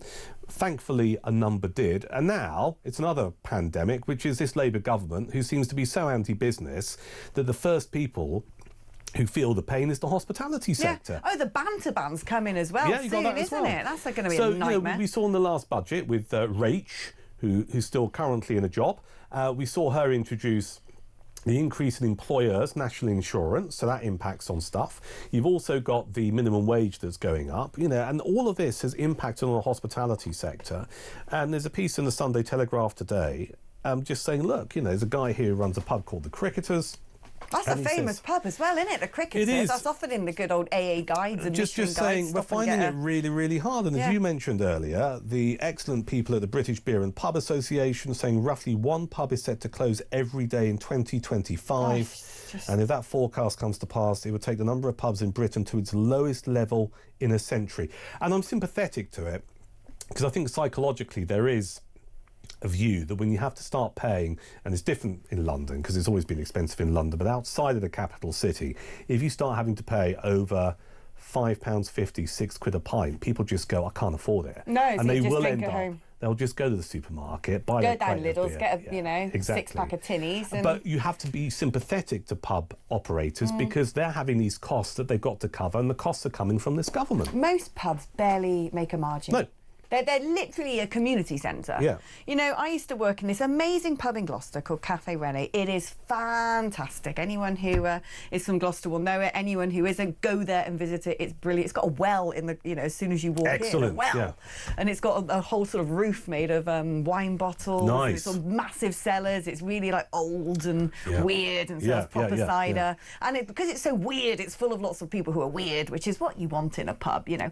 And yet, when I used to work in there, I just knew everybody who came to the bar, all the sort of slightly lonely men who always have a bag for life in their special glass, and they go in there for a bit of company. Of course. And I was speaking to the late landlord around COVID time, and he said to me, the police came and said, look, can you keep the pub open? Really? And he was like, well, no, we'll get done by the cat. We'll get no. And they said, we won't report you, because they had so many sort of misfits and people who were sort of wandering around and, you know, who needed social care, who had nowhere to go, who actually had some sort of, you know, some sort of sanctuary in It's this a social pub. service, and that resonates because the places I've mentioned, I won't name their names, but they tend to be predominantly gentlemen of a certain age, a bit older, some who are widowed. They go there for the conversation. They go there because it's part of a community, and it's not just about people drinking beer and playing darts. For many people who go to pubs, particularly if they're slightly older, it's about having that sociability and being able to talk to human beings because they're not getting it elsewhere. Can I recommend to you one of the greatest pubs ever? Yes. Right, so there's a place, it's kind of on the Sussex-Hampshire border. It's just east of Petersfield, which is in Hampshire, called the Harrow Pub in Steep. The Harrow pub, I'm writing it Right, down. the Harrow in Steep, S-T-E-E-P. I went there a couple of weeks ago. It's my favourite pub in Hampshire, if not the UK, and I'll tell you why. So this is just beautiful. Okay, so I mean there are numerous reasons. First off, they do a rare roast beef salad. Nice. Okay, with crusty bread. They give you not little packets of butter. They literally, I'll show you a picture in a second. They cut you half the block. Yeah, exactly Hey! that. Right. They have on the door 2 signs, because there's the snug bar and there's the other bar. Children are not permitted. Fantastic. Nice. Good. Right? They do not accept cards. You can only pay in cash. That's cool. You will love it to pieces, Alex. I'm going to find you a picture and I'm going to show it to you in a second. But it's the Yeah. Harrow in Steep, and it is a proper old school boozer. Shall we celebrate the Great British Pub today, so our listeners can share with each other what proper boozers are and give them a little boost? It's Sunday. Traditionally, pubs, of course, public houses, were attached to churches. You went to church on a Sunday and you came back, and you all went to the. What is this? Isn't that immense? Soup. Ham soup, Plowman's. That's the one. There's no burgers so you've available. Got to have a Plowman's. I'm showing Alex. Yeah, wait, I know. Wait, hold on. Mr. Whitehead's local Perry. I know. Dry, 5%. That's what I'm talking about. I'm there. You want to be there. I'm going down. There's a picture of that on my phone. I just showed it to Alex. That It is is the one. remarkable. That is the one. I'm telling you, that is the one. And they do decent ploughmans and stuff. Let me just very quickly, because you're very good at describing this, let me show you. There you go. There's Ham soup. There's the rare roast beef ploughmans. Go on. Isn't that a thing of beauty? Isn't That it? is the Plowman's. You know, the other day, the other half and I were playing food porn because he's desperate to buy one of these closing pubs, turn it into a wet lead with just like wet lead. That's proper industry jargon, isn't it? With just bag-in-box ciders and, you know, the proper stuff. You know, Scotch the gnarlies. eggs, pork pies, sausage rolls. And this is what we said. And I said, Anna, it's got to have Plowman's. Yeah, and that. I mean, what I love the most about this, the aesthetics of this Plowman's photo, is basically Nana's biggest serving platter. You know, like one of those sort of like, you know, sort of slightly frilled rims, tiny little flowers on it, you know, old school crockery that you can pick up in Oxfam for 10p. It's got half of it. It's just giant slices of roast beef. Someone's actually plonked the Branston pickle in a little jar just on the beef. They've just cut the cucumber, which is like got its skin on everything, just whack, whack, whack, whack, whack, like Rustic. a blind man with a machete. Rustic is the word you'd use. The bread just looks like it's been snatched off the side of a Local loaf. bread from a local baker. A whole tomato, boff, and then literally the butter still has its foil. That is They've just superb. gone whack in half of a butter, just bashed it on there. Yeah. That is gorgeous. And then they have the jars of Coleman's mustards, as you can see. None of this little sachet thing. And just to the right of that is my battered Panama hat, because it was a hot day in Hampshire that day. See, the other great thing about a Plowman's is that you can celebrate local produce, because I'm all about farmers markets and local produce, and that's what it was supposed to be. You know, the people would finish their day of work and just go, right, bit of ham, bit of cheese, the cold cut from the Sunday's roast dinner, whack it on a plate, jobs are good. And that is what we need to be doing in pubs. Local beers, local ciders, a proper Plowman's. Get rid of all of this like Beyond Meat burger. Just stop that. And also goes back to all these Spanish lagers. Stop it. We were talking about in the first hour. We have the ability to make a difference here, because earlier we were talking about, you know, maybe not buying stuff from China, or maybe not using food delivery companies, as it's been proven that they hire people who shouldn't be in this country and stuff like that.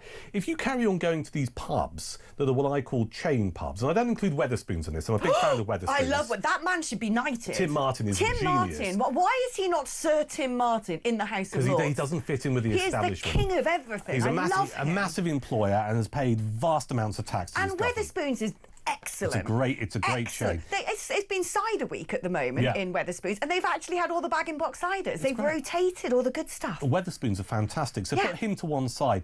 But, you know, people would rather go to some kind of chain where you're going to get a microwave lasagna that was probably made in some industrial unit on the edge of town and has been in the fridge for, you know, 7 days, and then all the person in the kitchen has to do, I won't use the term cook or chef because it's not really cooking, is nuke it up. And people would rather go there, right? And so we have have within ourselves the ability to save the Great British pub, particularly independent pubs, by going along and just going, I'm going to support it. I'm going to make a consumer choice to go to this place and support it. Even better if they use local produce, like the bread from the baker or the cheese from the farm up the road. And you might pay a little bit more, but you know what? You're getting value for money and you're supporting this country. You're actually building Britain back if you're going to those pubs. That's a good slogan. Building Britain back. Let's build Britain back. Yeah. Yeah. Let's do some pub shout-outs because people have taken to this topic, haven't they? The good, brilliant, discerning listeners of Talk. Alex, let's shout out to your best local pub. Ours is the Alum House in South Shields. That's from Michelle and Walter, regular visitors.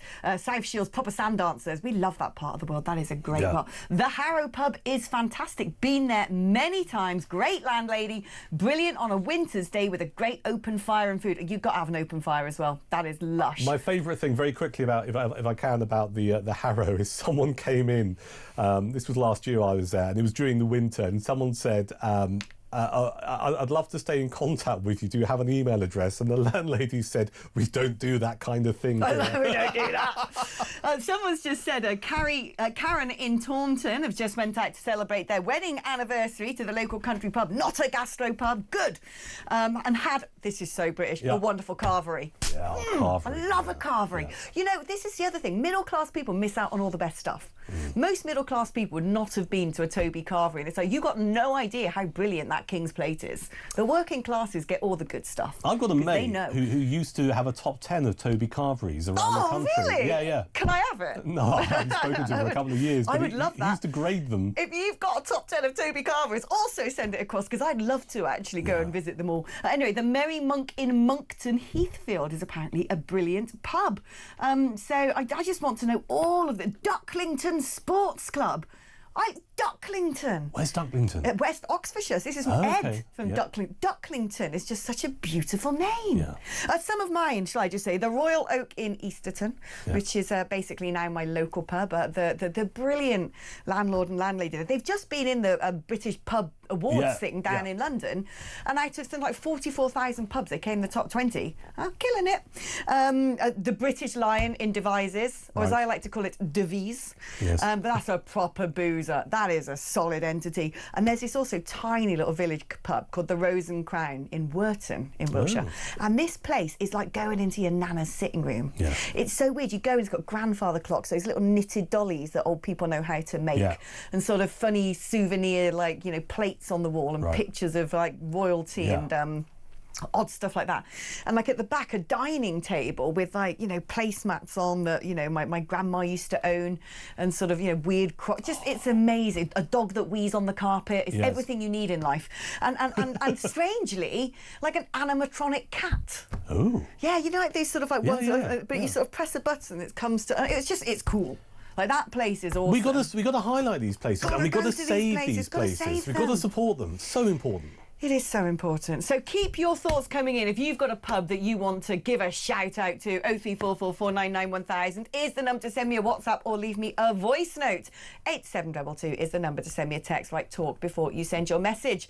Right, keep your suggestions coming in so we can actually give everybody a little boost today. And this Sunday, do the proper British thing. Go to church. And even if you don't go to church, make sure you go to the pub anyway. We're back after this.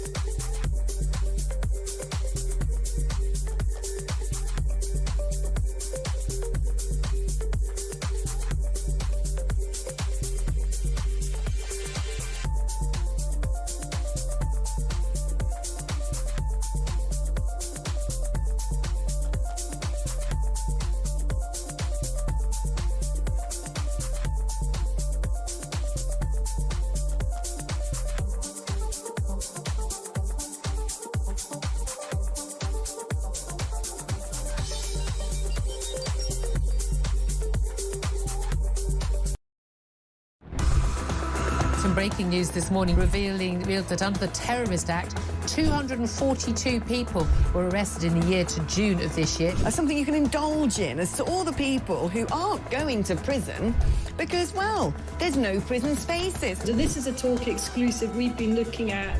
I said, you take these cuffs off me and speak to me like a human being rather than a common criminal. You're just left wondering, do these people who lead us actually hate Britain? Yeah. Do they not love our country and everything that we've stood for?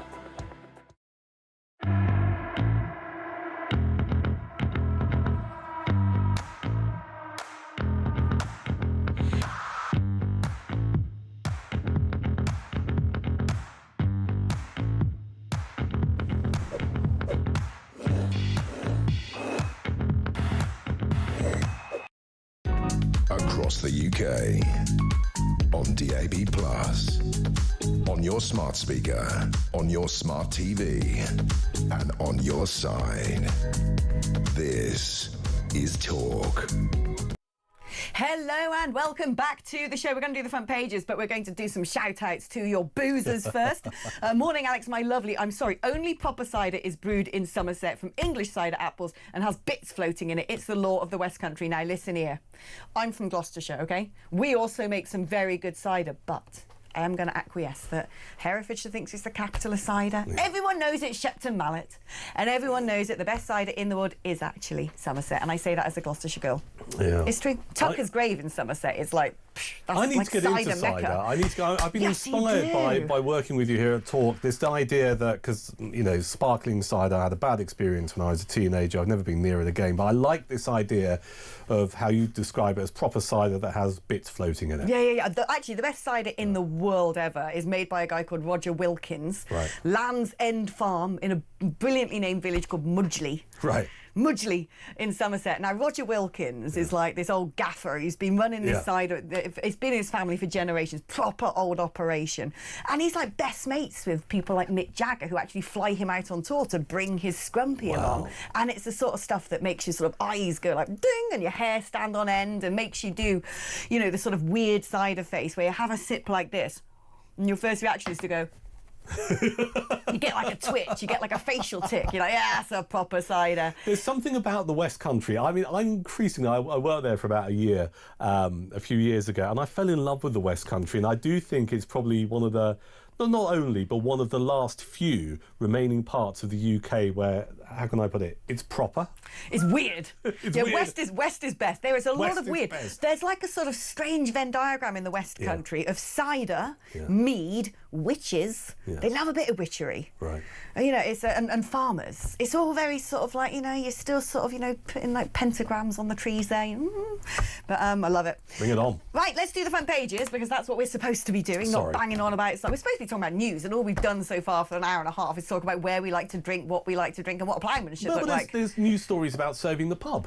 Yeah, well, exactly. It's the best subject at the end of the day. But anyway, front page is what we're going for first. Sunday Express, we talked about this earlier. PM's deal with France won't stop a single boat, is the view. Keir Starmer has written a piece for the Sunday Express newspaper today, but various people are saying, look, this is not going to make a jot of difference to stopping these boats. It's just ridiculous, writing this piece and saying, whatever you do, don't insult the French. Like, come on, lad. Yeah. Come on. All right. Sunday Express, Telegraph this morning, anti-Semitism rife among middle class. We've done that. A joint report done by Dame Penny Mordaunt.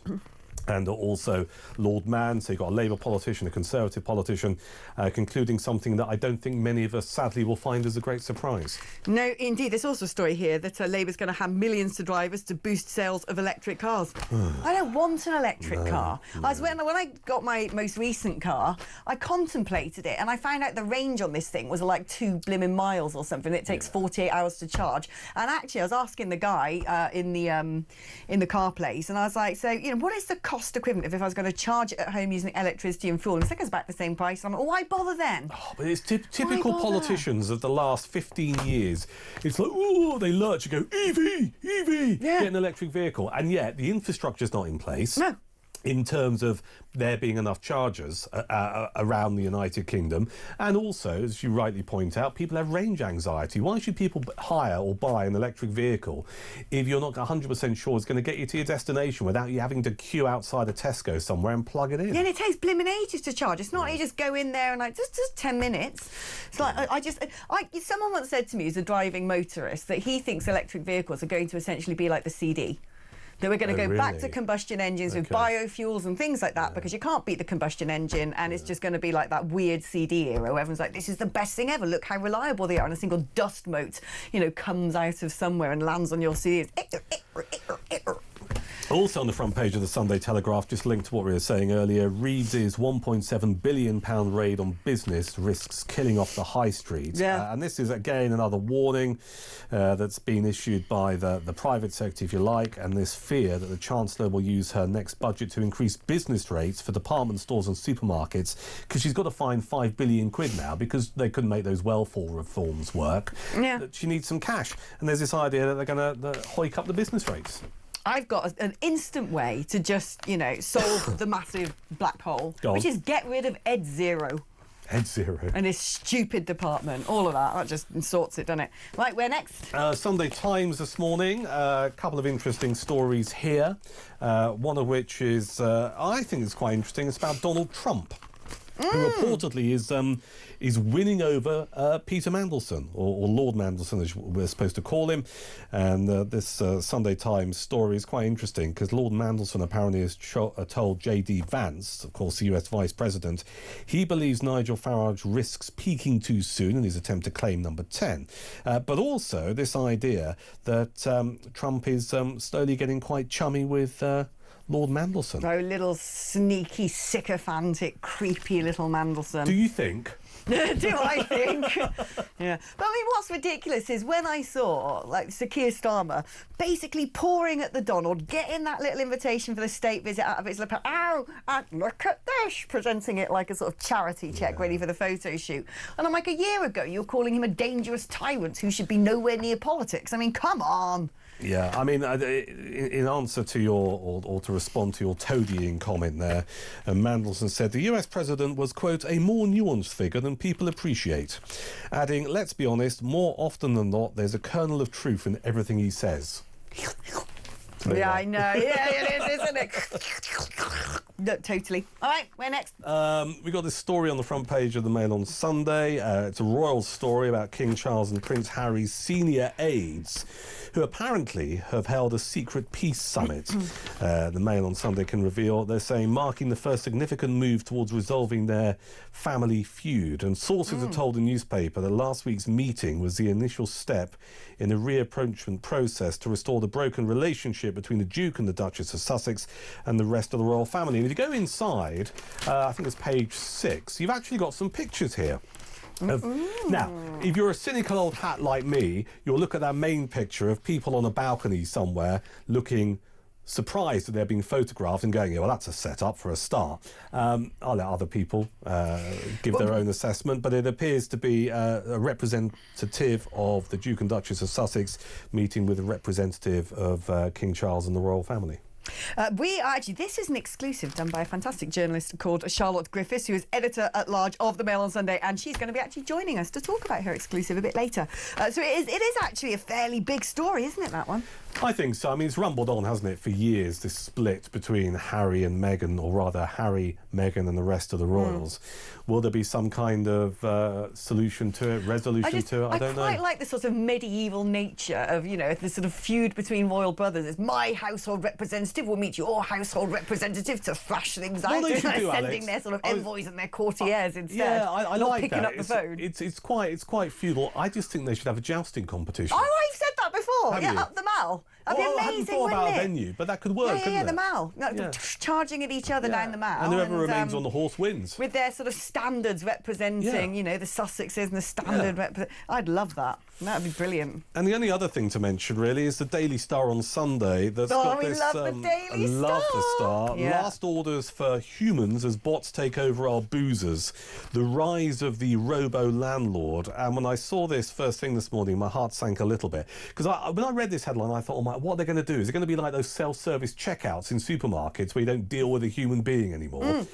No, you'll still have a bar person, which is good. But what they're saying is artificial intelligence now is at such a stage that pubs that might need a bit more assistance or a short staff can use AI to sort out rotas, order beer, keep an eye on stocks and stuff, which then frees up the time for someone who owns the pub to be behind the bar. I love the fact that, you know, the typical sort of daily star says, so it's not going to actually replace the people who work and pull the pints. Yeah. And they've got a photo of a cyborg working behind the bar. Yeah. You know, if you go to some of these really fancy hotels in places like Japan and Singapore, they've actually got robots who make cocktails and stuff like that, which I don't want. I don't want that in life. I don't want that.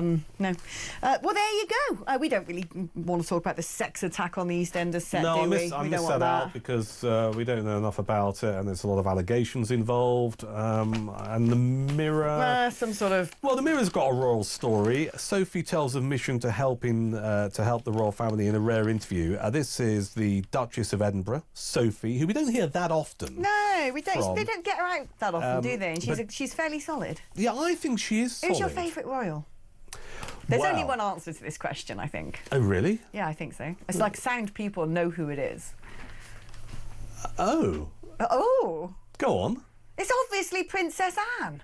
Oh, yeah. Well, she's just so sound. She is sound, you're right. She's so sound. But you don't see her used as much as perhaps Kate. I've got to be honest with you, and I'm choosing my words carefully in this modern age, but I think Kate has been looking fantastic over the last few days at Wimbledon. Isn't she? Yeah. It's the modern face of the royal family. She's a delight. I love, and I think William looks really dashing with that beard as well. Do you? Yeah. Do you think it suits him? Yeah. Oh, I think the thing is that, I think it gives him character. It gives him kingliness. You can see Kate and William now, like they're almost Disney prince and princess level at this point. It's like, bring that on.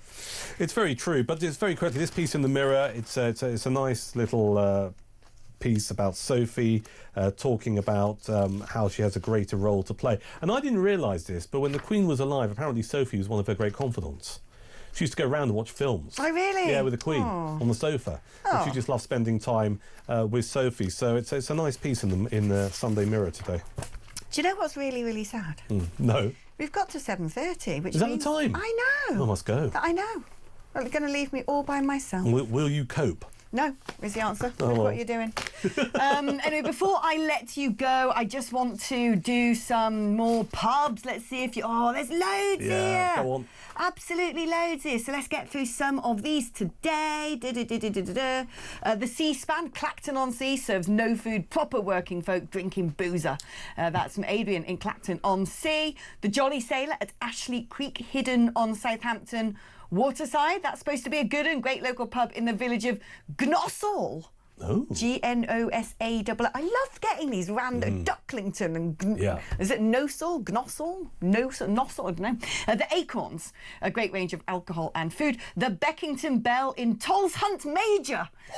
Oh, again, the names. Tolls Hunt Major. That is in Malden in Essex. That's love a Malden. sound place. Yeah, love that. Yeah. Great part of the world. Absolutely amazing homemade food. Proper oldie worldy pub. Massive part of the community. You even get your recycling bags from there. Love it. Ooh. Absolutely love it.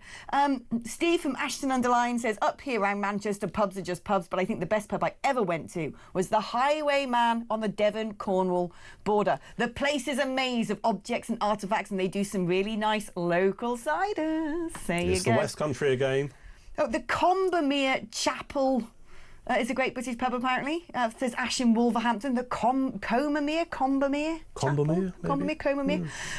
Just get rid of all the gastro pubs and save the traditional pubs. No children in pubs. They can go to other family restaurants, says Steph. I totally agree. My favourite bar, Tombstone Brewery and Saloon Bar. That sounds good. In Great Yarmouth, it serves real ciders and ales from the barrel. Proper. Love it. Love the show. Thank you, says someone. The last time I went to a pub was 10 years ago and a pint cost £1.65. I do believe it costs almost £5 now, so I'm staying in. But the Penny Farthing in Liverpool was the best pub ever. Do you know if it's still there, Robbie? No, because you haven't been to it in 10 years. Naughty you. Vincent, this is blasphemy, says, I've drunk nice cider in Crete years ago. What? Get on, that probably wasn't cider. No, Victoria Pub in Earl Soham. in Suffolk. Again, Earl Soham. What a great name. Great pub. Very locally brewed beers. Lovely atmosphere. The Royal Oak in Drimpton. West. This is just so good. Oh, cider pub is Tucker's Grave in Somerset. Yes. I went there the other day. Absolutely banging. Yeah. That is the one. That's Tony Tucker from Barrow-in-Furness. It's even, apparently, the Tucker's Grave is even on the Stranglers album, Norfolk Coast. Is it? Yeah. Wow. And someone said, morning, Alex, off to Somerset in 4 weeks. Roger is in the sat-nav already. If you go see that Roger Wilkins, you say hello for me and you're in for a treat. It is the best cider in the world. Land's End Farm, Mudgley, Somerset. Wilkins cider. The one and only Roger Wilkins. Duncan, the one and only Duncan Barks. Alex, oh, it's been always a pleasure. delight. Should we do it again soon? Yeah, we will. I think we ought to. Oh, you make my life so much easier. Right, that's it. Me by myself now for the next however long, 2.5 hours. But don't you go anywhere, because you can be my moral support instead. Now, after the break, I'm going to be speaking to an excellent woman, a counter-extremism expert, about those rather interesting Islamic summer camps. Are they really a risk for radicalising children? Well, she's going to have all the details on that. If you want to keep your messages coming in, your WhatsApps, your texts, your phone calls, 03444991000 is the number to dial if you want to talk to me directly in the studio. We'll be doing some calls and messages at some point. You can also use that number to send me a WhatsApp or leave me a voice note. 8722 is the number to text. You've got to write talk before your message. That way it guides itself drunkenly into the studio here, where I can read out more of your recommendations for excellent pubs in Britain. OK, we're back after this.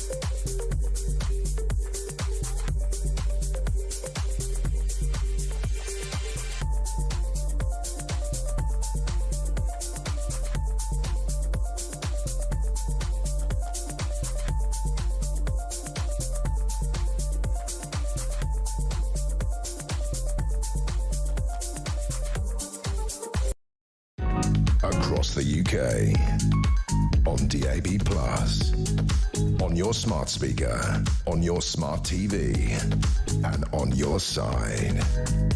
This is Talk. Hello, welcome back. Don't mind me as I'm groping around for my bits of paper here. It's getting disorganised. Honestly, Tech-Op was just saying in my ear, get the riff-raff out, so we're coming back on air, and Tommy was in here tied. Actually, no, Tommy just tied us up. He's great. Dean just lurks around annoying me like a mosquito in my ear. That is my wonderful producer, of course. Wonderful Duke of Dean. And Tech-Op. We love Tech-Op. We love everybody. OK, right, let's talk about this brilliant story. I don't know if it's brilliant or doom-laden, which is about these Islamic summer camps. Now, apparently, these summer camps are somewhere where kids can go in leafy Hertfordshire to learn about Islamic stuff and, you know, do some praying together, be segregated based upon their sex. Obviously, the girls have to wear hijabs. But it's kind of sus in some of the things it's getting the kids to do, like colouring in Palestinian flags and hand gliders and talking about the wonderful nursery rhymes of the Ayatollah Khamenei of Iran, who is apparently an excellent source of knowledge and are a great read.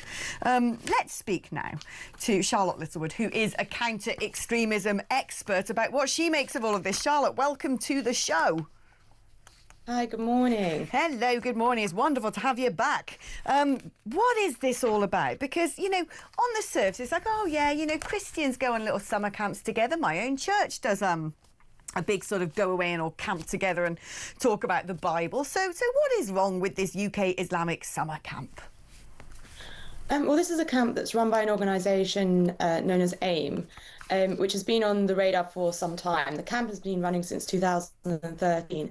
The organisation that runs it continuously posts on its own social media support for Khomeini, as you've already said, the former head of Quds Force, Soleimani, and Hezbollah, leadership in Hezbollah, leadership within Hamas.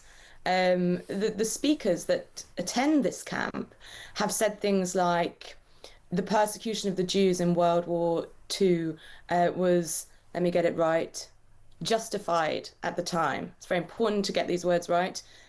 With these individuals, especially what they're saying, because they are incredibly libelous as well. So dealing with this whole issue with trying to tackle what is happening with AIM in these camps and the speakers and everything around this camp has been incredibly difficult for lawmakers and policymakers. Which is one of the reasons it has ran since 2013, since being continuously told that it should not. Again, speakers have talked about the glory of the resistance. So Hezbollah again, Hamas again, PMF, with flags of that, as you've said, colouring in Palestinian flags. But in this context, it's about a glorification of resistance. The organisation glorified October 7th.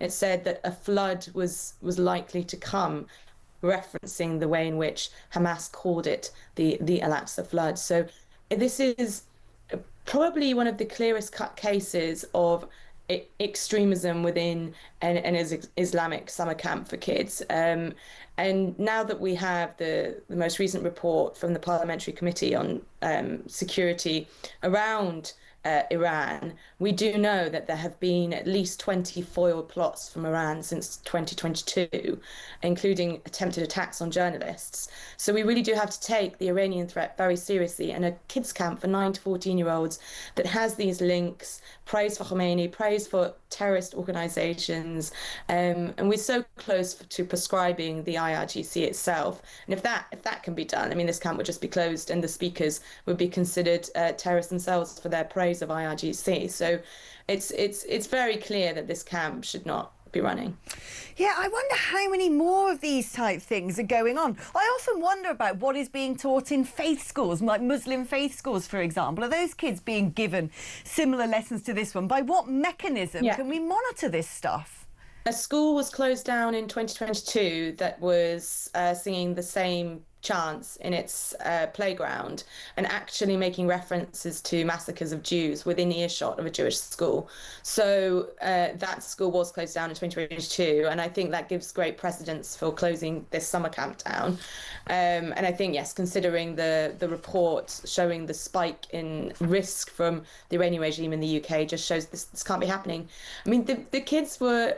I mean, it would be funny if it wasn't so dangerous, but there are pictures of the kids at a shooting training range with rifles, at the same time as chanting for a theocratic dictatorship which engages in terroristic tactics all over the world and supports terrorist organizations and was so heavily supportive and involved with Hamas and what Hamas did on October 7th. So the fact that these kids are at this camp, segregated, as you say, an issue, but the biggest issue is the support for terrorism from the organisation and the speakers involved, at the camp. It's terrifying. Little kids learning to shoot rifles and then being told that Jewish people are evil. It's just what is going on in this country. But also, it puts me in mind, I've seen on the internet quite a bit some of these sort of, because I follow a lot of Islamic organisations because I want to see what they're getting up to and what they're saying. And I've noticed there's this sort of trend at the moment for come to self-defence classes. Yes, there's a lot of Islamophobia going about, come to self-defence classes, young men. And it puts me in mind of when we saw all of those young Muslim men bringing sort of makeshift weapons during the Southport riot and the police saying, oh, please, lads, go put them back in the mosque. And I kind of think, we must have a big problem here, right? There's definitely a toxic masculinity aspect to the spectrum, the Islamist spectrum. And that's also the same for the manosphere as well, and they've actually overlapped with each other. So Andrew Tate radicalised into a very extreme form of Islam alongside some of our known Islamists in the UK, and they've been communicating with each other, and they all express this toxic masculinity, which is about being big, you saw it in the Leicester unrest when there was the attack on Hindus in Leicester. This call to arms, and also this praising the body type of the bigger, more muscly Muslim compared to the Hindu that they called vegetarians and mocked them for their size. So this is an Islamist a trait actually that is very worrying, and it is actually overlapping with other extremist groups where this toxic masculinity is actually bringing men together from different forms of extremism into the same space, and you see them coalescing on social media, which is very dangerous, bringing together of these forms of extremism. Now, before I let you go, Charlotte, I haven't spoken to you for ages, so I've got to ask your opinion on what Labour are getting up to with this commission, asking people to throw in their two-bit about their proposed Islamophobia legislation. My personal view of this is if that legislation passes, or more like when it passes, that is a terrible, terrible day for Britain. Yeah, we have a real concern with the Islamophobia definition. If you want to use the word Islamophobia, I use the word anti-Muslim hate, but it is a really serious issue. And I think it was in 2023, it was the most, or 2022, the most victims of religious hate crime were Muslim. So it's a very serious issue. But the definition itself leaves out a lot of Muslim minority groups that it doesn't cover. For example, the Ahmadiyya, which is a very small Muslim group within the wider Muslim minority, who themselves face Islamophobia from the wider Muslim community. So they get attacked for being Muslim because of the different way in which they're Muslim, so sectarianism. So the definition doesn't protect them. It's very much written by and pushed by a certain group that are pushing really towards a silencing of critique around Islam generally, and making it more difficult to have open discussions about religion and extremism. So it's not a definition that's actually protecting people effectively from anti-Muslim hate. We have that already in our hate crime legislation and trainings that go out to local authorities and the police. And actually, when you ask the Ahmadiyya, as part of my PhD research, you ask them about their defence from Islamophobia wide and their defence from sectarianism, you find that they feel more protected from Islamophobia than sectarianism, because they do feel the government is actually doing more for that than these more niche forms of discrimination within the Muslim communities themselves.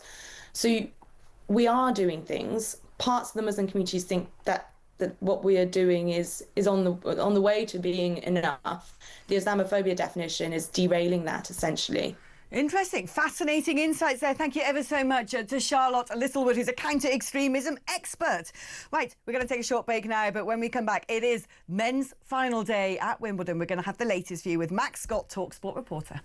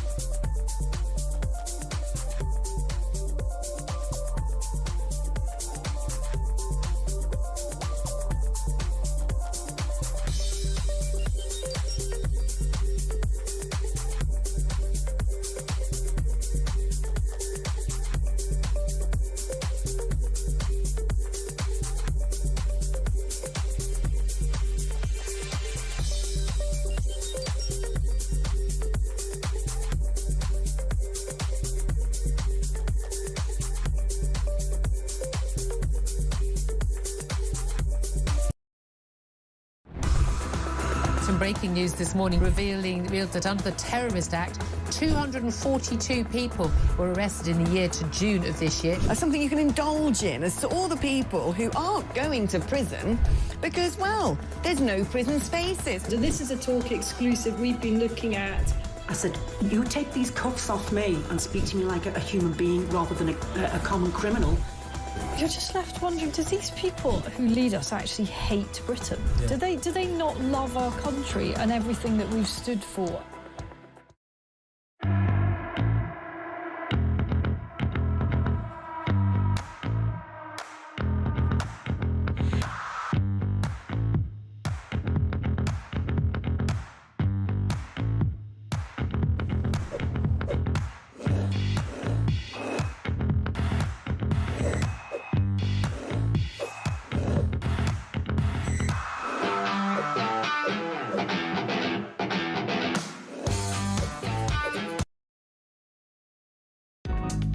across the UK. On DAB+, on your smart speaker, on your smart TV, and on your side. This is Talk. Hello and welcome back to the show. It is a big sporting weekend in the United Kingdom today, possibly the jewel in the crown of the sporting calendar with all of its Britishness, its Pims and its strawberries. It is Wimbledon final day. I'm joined by Max Scott, TalkSport reporter.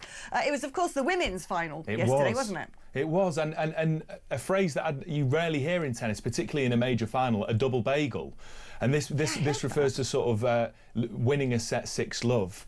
And amazingly for Iga Swiatek, who's the queen of clay but never won at Wimbledon, finally wins a Wimbledon final, 6-love against the American Amanda Anisimova, who just seemed to be, one, completely knackered, two, completely overawed by the occasion. And it was really quite a difficult watch sort of at the end, you know, during the speeches with the Princess of Wales, I think, sort of comforting her as well.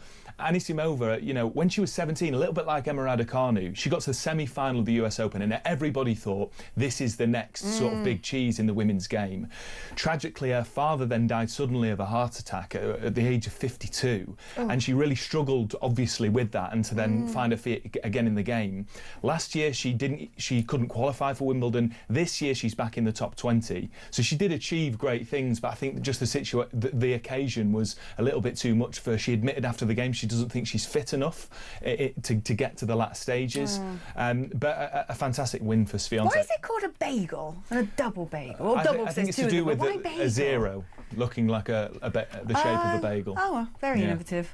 Indeed. There you go. And of course, it's the men's final today. I mean, this is absolutely blockbuster stuff. And the context of this is just about a month ago, we saw one of the all-time great finals at Roland Garros between Carlos Alcaraz and Jannik Sinner. Jannik Sinner was 2 sets up, had 3 championship points.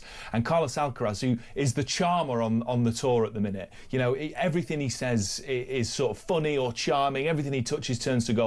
He came back from that and won at it was a 5-hour, 29-minute match. He came back from 3 championship points down to win it. This sets up an absolute blockbuster of a final. Carlos Alcaraz, Jannik Sinner. My money's on Alcaraz. I don't know about you, Alex, but you know. I don't even know who these people are.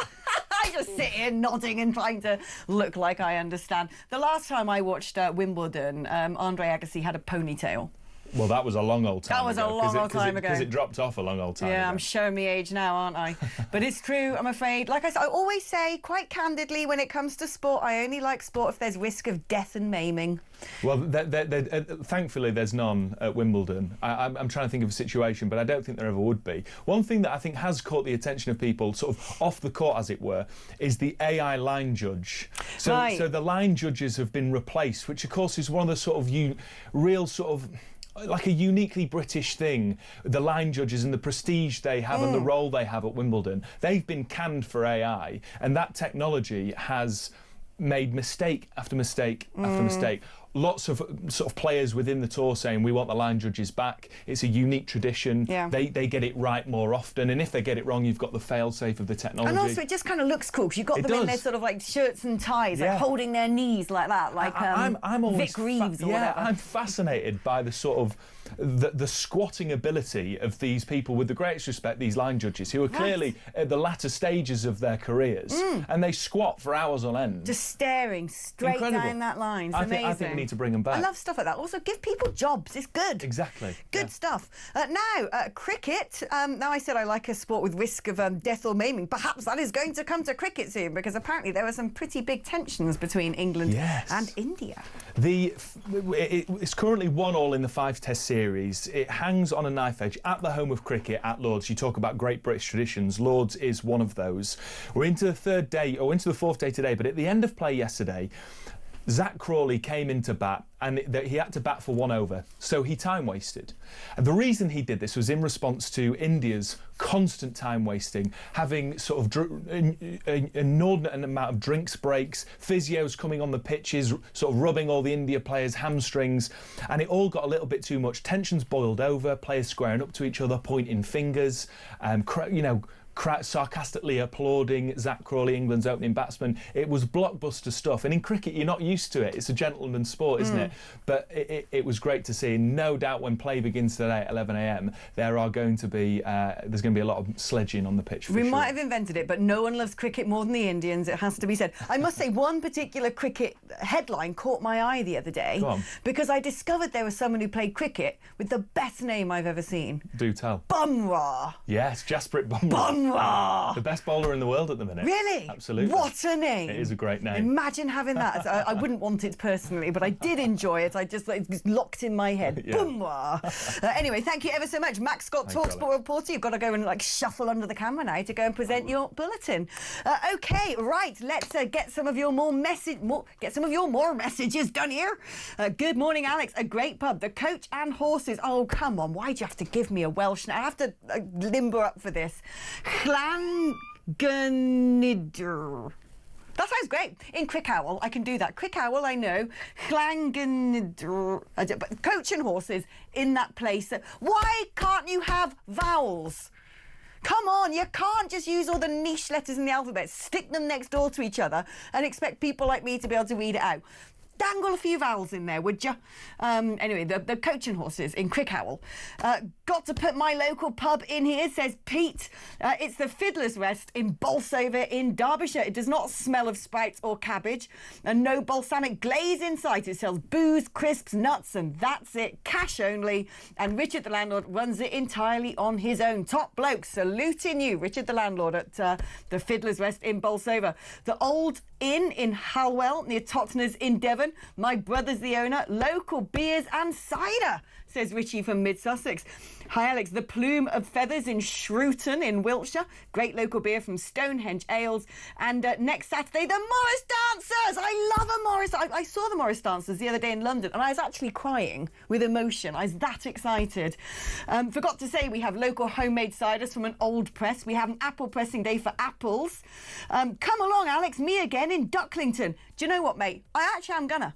And I'm going to bring some apples this autumn, get you to press them so I can make my very own Talk Press cider. Talk Scrumpy. Imagine that. And do you know what? I'm going to put a big picture of Tech Up's face on the label.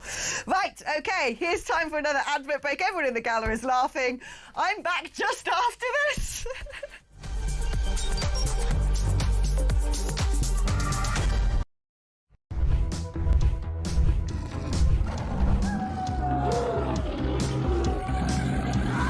We've just been talking in the office here about how many of us have been attacked at some point or other by some form of flying beast or any wildlife. I mean, so we'll take your stories this morning. Hello, this story is concerning wildlife. It's concerning a rhino. A rhino? Right? Yeah, okay. rhino. I used to live in Kenya when I was about 5 or 6 years old. Okay. And we were in this wildlife park in a grey Morris Minor. This rhino started chasing us. There's me and my sister in the back seat. Right. It was like something out of Jurassic Park. Yeah. We were turning around saying, "Believe it, Dad. Just put your foot down, Dad. We're in a field. Put your foot down." This rhino was chasing us. One from Mark here in Derby. Went on holiday for our first romantic holiday to Tunisia years ago. Decided to take my girl into a petting zoo. I got a bag of food to feed the animals. A giant goat then went for me, putting its front legs over my shoulders and proceeding to headbutt me over a fence into one of the pens, covering me in the food and making my nose bleed. I got out of the pen, then the goat and all his mates attacked me again, sending me running and screaming like a girl out of the zoo, with my girlfriend rolling with laughter on the floor. A tarantula climbed up the bottom of the bed on the sheet. Yeah. And it walked all the way up.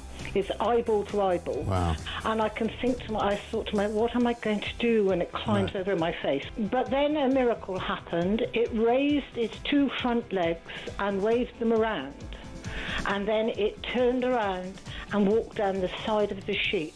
Boris Johnson been attacked by an ostrich. The former PM was enjoying a safari trip with his family when the bird leaned into his car and went oi oi and pecked his hand. In footage shared online, he quickly jerked from the ostrich don't dirty minds away from the ostrich, and shouted, "Oh, Christ, get hell," before driving off. And so I just set it out there. Have you been attacked by an animal? When I was about 7, says Trevor Jenkins, on holiday in Spain in the 70s, a monkey pulled my long hair. It was long because in the 70s I was in floods of tears. And as a family car drove out the car park, an elephant ripped off the car mirror. We got the message. Spanish animals aren't to be trusted. Jeremy, Brittany here from the United States. I was spurred by a rooster in my right foot a few years ago. Spurred? How do you get spurred by a rooster? And one here from Dan in Hampshire. Morning, Mike. Is an Aussie that has been dive bombed by our version of the Magpie, which is much bigger. Across the UK, on DAB+, on your smart speaker, on your smart TV, and on your side. This is Talk.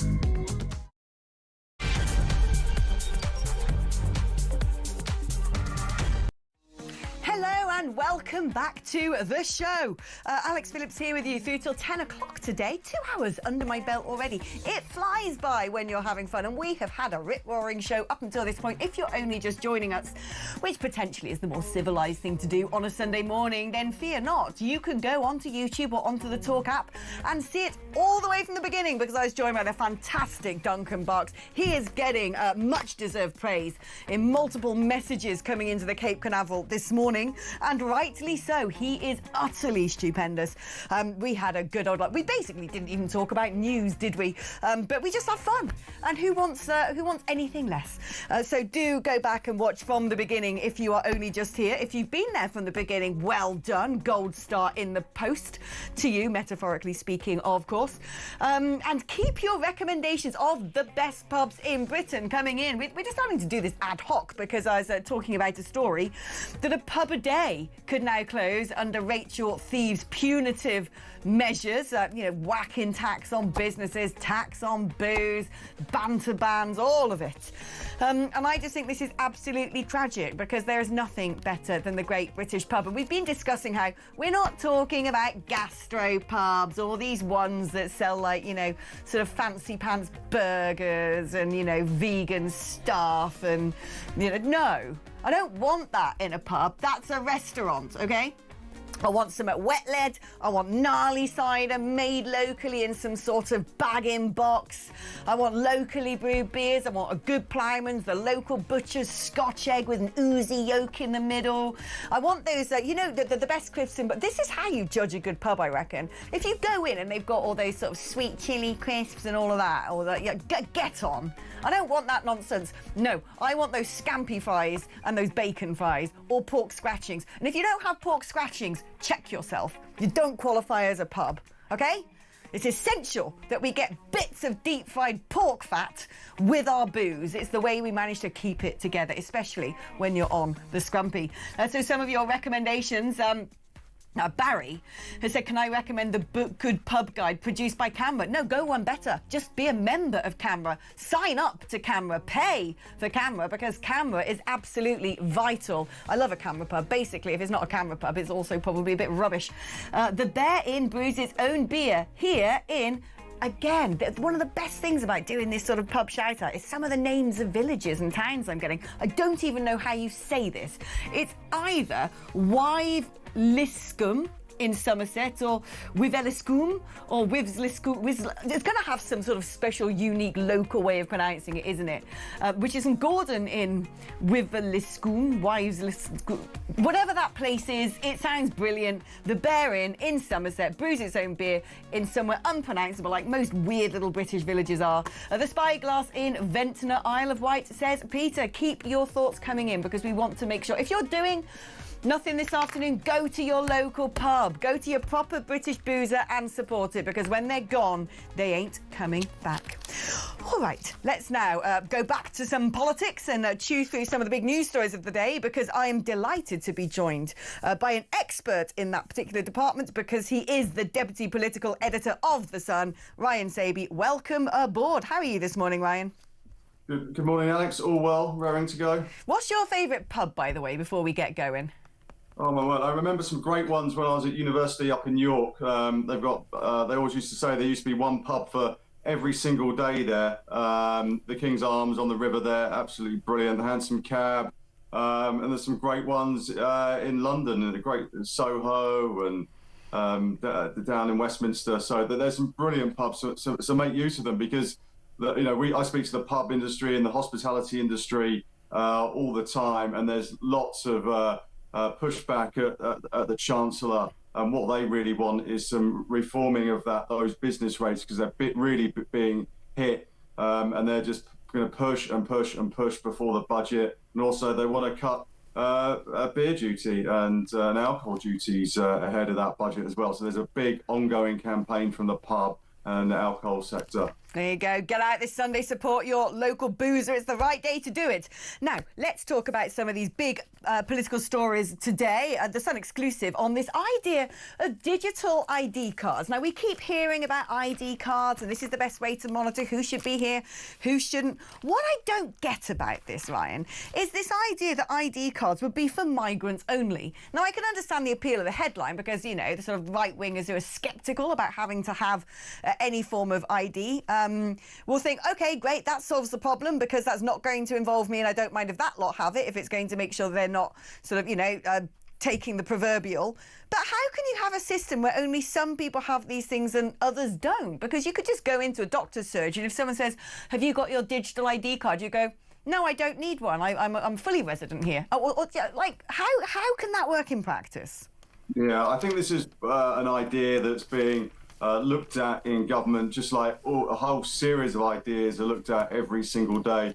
And I'm sure officials are looking at the detail to see if it actually works in practice. Now, one thing that is in practice and is actually working at the moment is this idea of e-visas, and that's when the migrants, sort of legal migrants, as it were, people who have visas, come over and they actually sign up to the system, so they're fully documented, and it's all done digitally. Now, I wonder whether the scheme that's being talked about here with digital ID cards is a kind of move on from that slightly. But as you say, it will be interesting to see if it only affects one part of society rather than another. Because I kind of think that it all needs to fit in together. So let's just see where this one goes. Yeah, no, like I said, make it make sense. I just can't see operationally how that would work at all. Now, another cheeky little bit here says Sir Keir Starmer's approval rating has hit a rock bottom low. This is according to a new poll, and his approval rating, which has fallen to minus 41%, is basically equivalent to the lowest that Boris got.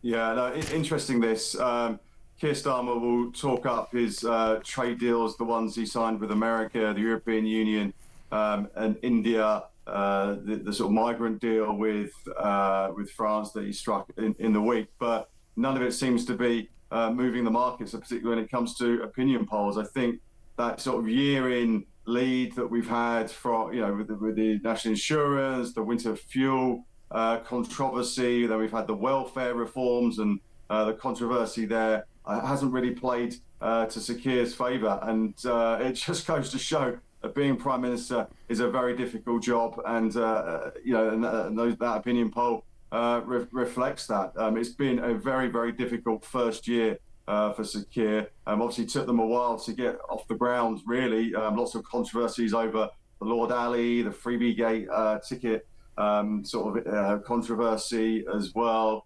All the Sue Gray incident when she was Chief of Staff and then quickly removed. So it has taken them a while to find their feet, but now they've gone from that first year phase. Now they're trying to move into a sort of second kind of delivery phase. But as you see with small boats, it's very, very difficult. It's not just going to be one thing that can try and bring down the numbers. It's going to be a whole host of things, and it's going to involve working with the French, tactics from France on the ground, crack down on illegal working here. It's going to be so many things that have got to come together to actually make it work. So that poll, I think, just shows how difficult being in the top job really is. I mean, as a denizen of political reporting, do you reckon he's going to last the course? Because people keep discussing it. It's a great story for sort of journalists, isn't it? Creating this illusion that he's going to be gone, that Rayner's going to replace him. But I don't actually understand the mechanism in the Labour Party by which that happens. So do you think he's going to be here up until 2029? I think if he wants to be, I think he will be. The trouble is he can't keep on having too many mistakes like he's had in recent months, as I say, with the welfare reforms in particularly, where he marches his whole party or a large chunk of his party, walks them up the hill and says, look, we're going to cut £5 billion. They're going to be difficult decisions, and then makes everyone or a large part of his party believe in it, and then at the last minute row back because you're not going to get that parliamentary vote through. So I think you can only do that so many times and test their patience. So he's got to sort of have that political operation in Downing Street. He's got to have better communication with the backbench MPs, because you can't have too many mistakes like that. But we look at the people who could replace him. Angela Rayner, I think she's been on record really saying that she doesn't really want the job. Let's see what happens if Keir does walk away. Wes Streeting, known as a very ambitious cabinet minister as well. So, look, I think Keir's got the job for as long as he wants it, as long as he doesn't keep making these errors such as welfare and winter fuel. He just works 2 or 3 steps ahead to see how these issues are going to pan out, because at the moment they seem to be going in 2-footed and then realising their mistakes too late. Is the problem, though, going to be with this sort of Zara Sultana, Jeremy Corbyn outfit that's yet to properly take off? If they were to receive the backing of, say, Unite the Union, who've already expressed dismay at Labour and threatens to sort of divorcing them, and then that would sort of, potentially invite some leftist backbenchers to go across and join, that would sort of potentially drag Sir Keir Starmer to the left wing of his party, which is going to create an even bigger gulf between him and Joe Public. Yeah, I would be, if I was sitting in Downing Street, I'd be very concerned about this left-wing grouping. Jeremy Corbyn may have been humiliated at a general election, but what he can do, he can still win 5, 6, 7% of public opinion, and you also get another grouping of left-wing MPs. And then Sir Keir Starmer is stuck in the middle. Does he tack right to follow Nigel Farage, which a lot of people in Downing Street think is the way to electoral success, nullifying that Reform vote and that Conservative vote? Or does he follow where his party goes, his parliamentary party goes, and that sort of union movement, who are to the left, obviously to the left of centre? So Sir Keir's got some sort of big decisions, on what he does and what his tactics are. But I think that could be a real problem, especially when politics is so fractured at the moment. You could effectively have 4 or 5 pretty, parties who have relatively sizable percentages in the opinion polls, and how that then weighs out and pieces out for in a general election, we could be in unknown territory. Yeah, I think we definitely are already in unknown territory, and I don't see that changing anytime by 2029, whatever does shift electorally. Let's talk about the militant unions, because apparently the head of the BMA, which is proving itself to be quite unpopular among sensible doctors, has told its members that they don't need to notify their NHS trusts, their hospitals, if they're planning to strike. He says you don't have a legal responsibility, discos, whether you're striking. Trusts will attempt to deceive you or compel you to tell them. If they do, let a BMA representative know. But this means that they then can't do adequate planning to make sure there are reserve staff to fill in the gaps. Yeah, I would really like to think that this is just a very, very small percentage of members of the British Medical Association who are thinking about strike action, who don't tell their bosses. I think that there is obviously that duty of care when you sign up to being a doctor or any sort of medical profession. And I think not to tell your bosses, you will then have patients coming into hospitals for appointments. Some of them have been waiting many, many months, and to turn them away at the last minute, I don't think would reflect too well on those resident doctors, those junior doctors, especially when lots of people seem to think that they got a hefty pay rise last year. It looks like they are asking for a sizable percentage increase again this year. I think they just have to work out and sort of really think about the connect between them and the public, and actually to try and keep the public on side, because I feel, it does feel like things have shifted slightly. And Wes Streeting, the Health Secretary, he just says, look, that you may ask for 20-odd%, there just isn't the money available. Yeah. Where do you expect it to come from? So I think if you're a junior doctor, one of those sort of resident doctors, you'd be thinking twice about your tactics, because you really don't want to, once you want to keep if you want to be successful, you want to try and keep the public on side, and cancelling appointments at the last minute is just not the way to do that. Fully agree. Well, like you said, let's hope it's a bare minimum number of BMA members who believe that it's okay to strike and not notify the hospital, or go on strike at all, frankly. Ryan Saby, thank you ever so much, Deputy Political Editor of The Sun. Let's do some more messages, shall we? Because I'm loving our pubby theme to all of this. Lynn says, Julia from Lim, I love that. Lim, you're not called Lim. Julia from lovely Lim says, wow, Alex, we discovered Cafe Rene on our epic narrowboat journey to Gloucester this spring. The only pub I know with draft perry. There's plenty of them around. But the one that really went to our hearts was the Anchor at Cornsall. Cornsall, cider on the bar, the best ploughmans, and cash only. And a cash dispenser in the bar if you get caught short. That's from Duncan. Love Duncan, by the way, and Fab Shows. I'm getting these messages wrong today. I'm beginning to flag, aren't I? I need a cider. I used to help manage Cafe Rene in the daytime back in my youth. It is a brilliant pub. It's a real Gloucester institution. Oh, another good village name here.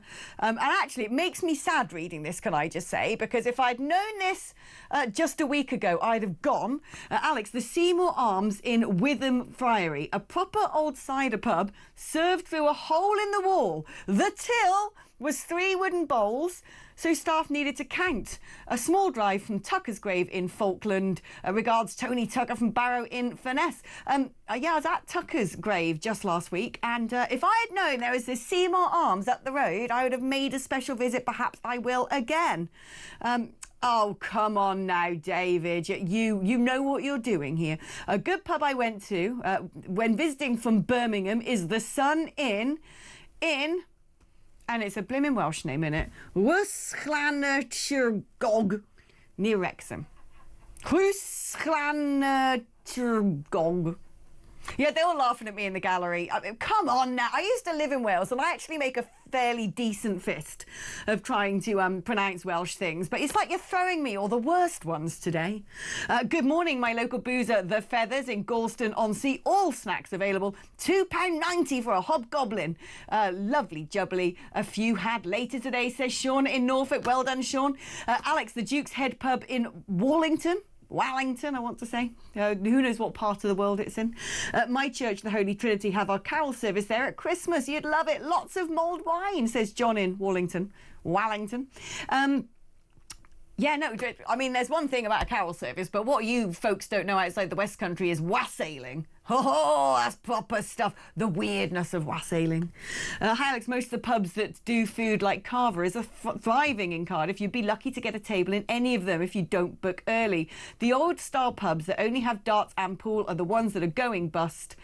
You've got to adapt in an ever-changing world, says Ernie. I think the problem is, this is what you find in London. The pubs that do really well are the... I don't know, I was going to say a non-compliance word then. Are the pubs that bad people go to. Nonsense people go there. And they buy a gin and tonic for 25 quid, served in a blimmin' flower vase with all the trimmings in it like it's a blimmin' Pimm's. Get on! I don't want that nonsense. I don't want your Farrow and Ball painted walls. I want rubbish. I want the floor to be sticky, and I want the walls to be festooned with old beer mats. That's how you do it properly. Gloucestershire, says somebody. The White Horse in Staunton in the good old Forest of Dean. Best place in the country, that. Good crisps, home of Morris dancers and musicians, and a Skittles team. Get in, that's what I'm talking about. Sally from Bedfordshire says, I don't know the name of the pub, but it has to be the one where the owner threw out 2 Tier Starmer. Yeah, I don't know what that pub's called as well, but we love that landlord. Karen in Taunton says, Alex, how about for the name of your cider, the Tankard of Talk? Well, I like that, but I actually think that Tech Op's Tangy Tankard would be better. I need to find some sort of way of beaming Tech Op's face up onto the screen. He's a very handsome man, can I just say? A distinguished gentleman whose face would certainly suit sitting there, a bit of straw coming out of his mouth, a gingham shirt, maybe holding a piglet under his arm, and one of those 3-handled popper cider mugs in the other mitt. Yeah, I can picture it now. What a feast for the eyes that would be, and a delight for the liver. All right, let's go to a short break now, but don't go anywhere because I'm joined by the fantastic Peter Barnes just after this.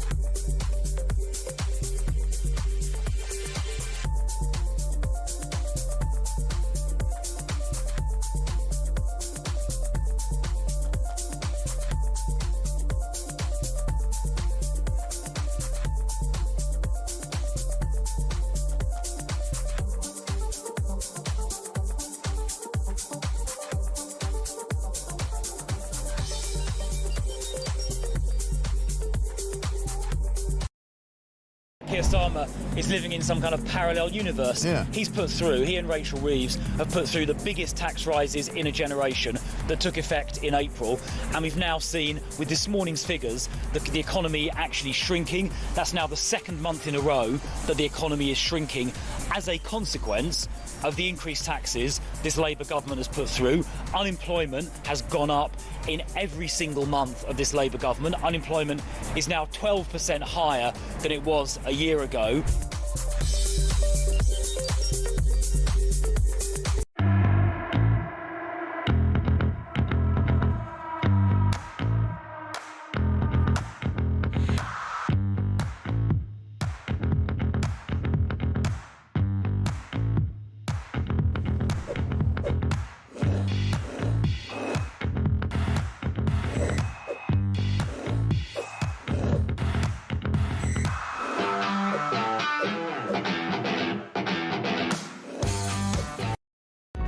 Across the UK, on DAB+, on your smart speaker, on your smart TV, and on your side. This is Talk. Hello there, welcome back to the show. And if you've only just joined us, welcome from now. And if that is you because you've had a lie-in on a Sunday, well, it's not even a lie-in yet, really, technically, is it? 8:25. But if you've missed the first 2.5 hours of this fantastic broadcast, you've missed Duncan Barks. He was a hoot. He's brilliant. We've had some fantastic stories we've covered as well, like the Islamic training camp for kids. That's a weird old thing, isn't it? Sends shivers down my spine. Anyway, if you've missed all that goodness, then don't you worry. You can go onto YouTube or you can go onto the Talk app and you go right back to the beginning. And whatever you're doing today, if you're mowing your lawn or digging up your marrows in your allotment or putting on the Sunday roast or walking down to the pub or driving back from wherever you've been, then you can enjoy me for the full 4 hours at your own leisure. Right, okay, now we're joined by the brilliant Peter Barnes, who actually sat in for me the other weekend. I did, yeah, it was great. How was it? Baptism of fire? A little bit, yeah. I actually really enjoyed it. I really did. I heard you were brilliant in the sports segment. Oh, we don't talk about that. I have never embarrassed myself more in my entire life. I know nothing about sport. I've never flipped to the back of a newspaper, so it's not a thing for me. We did the sports today, and Max, the sports reporter, said to me, "So who do you think's going to win Wimbledon?" I'm like, I thought it had finished. No, I was like, I don't know. I threw to break 3 times. They threw it back at me. The only time that I'm interested in Wimbledon these days is if that little old Skeletor Cliff Richard stands in the rain and belts out a classic. Yeah, that's true. Belts out a banger in his tight white jeans. You just want to see what David Beckham's wearing this time. That's really it, to be honest. You watch the celebrities in the Royal Box. I'm drink some Pimm's. Yeah. Yeah. I mean, look, I do actually like tennis. If I get into tennis, it's very watchable, but I just can't really get... I feel like there's no one out there that I've got skin in the game I feel like it's like horse racing. Where if you're at it, it's great. If you're just watching it on the TV, not as good. It's one of those things. It's like I'm an event, you know, like who do I want to win out of Albatross and the other one? Yeah. Sinner, or whatever he's called. And I'm like, I don't know. No. I really don't mind. Yes, and that kind of makes me not want to watch things. You've got to then arbitrarily pick someone. Yeah, that's true, actually. If you've no skin in the game, the kind of the tension's not in it. Yeah, it's not the same, it's is it? No. You can and it's not like in Formula One where even if you can't quite decide who you want to win the race, you can sort of always hold out that someone's going to crash off. Yeah, and then you can say, well, which team's going to win, and and all the rest of it, who's going to crash. There's actually something you can, There's a lot more jeopardy. There is, yeah. It's also a sport for nerds.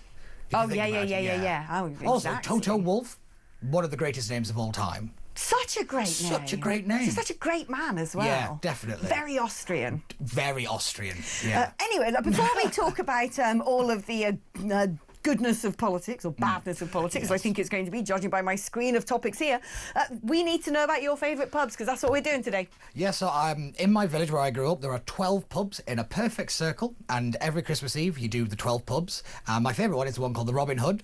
And I basically grew up in that pub, to be honest. Where is this village, pray tell? So it is just outside of Wigan, in between Manchester and Liverpool.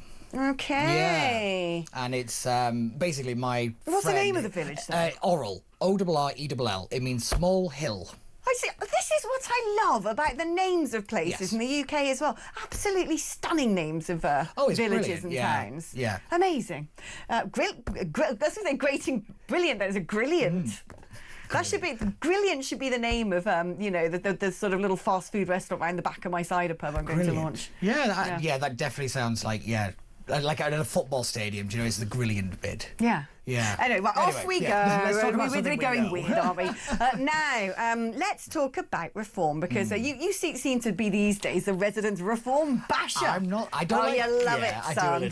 I do a little bit, but I just like to point out certain truths and hypocrisies, but I have to admit this one over to Suella Braverman is an interesting one, I have to admit. I don't know. Do you know, I had a bit of a rant the other day about Reform's sort of curious press operation at times. Is that the word we're using today? Curious. And, the handling of the Rupert Lowe saga was curious. And this, to me, is curious, which is sort of briefing out. I don't know if it is the press or who's briefed it out, but briefing out that they're, making it very clear which Tories they absolutely would not take. Why are you doing that? Yeah, well, if you remember, Nigel Farage said that the reform would not be a refuge for Tory rejects, and then all of a sudden, all the Tories went across.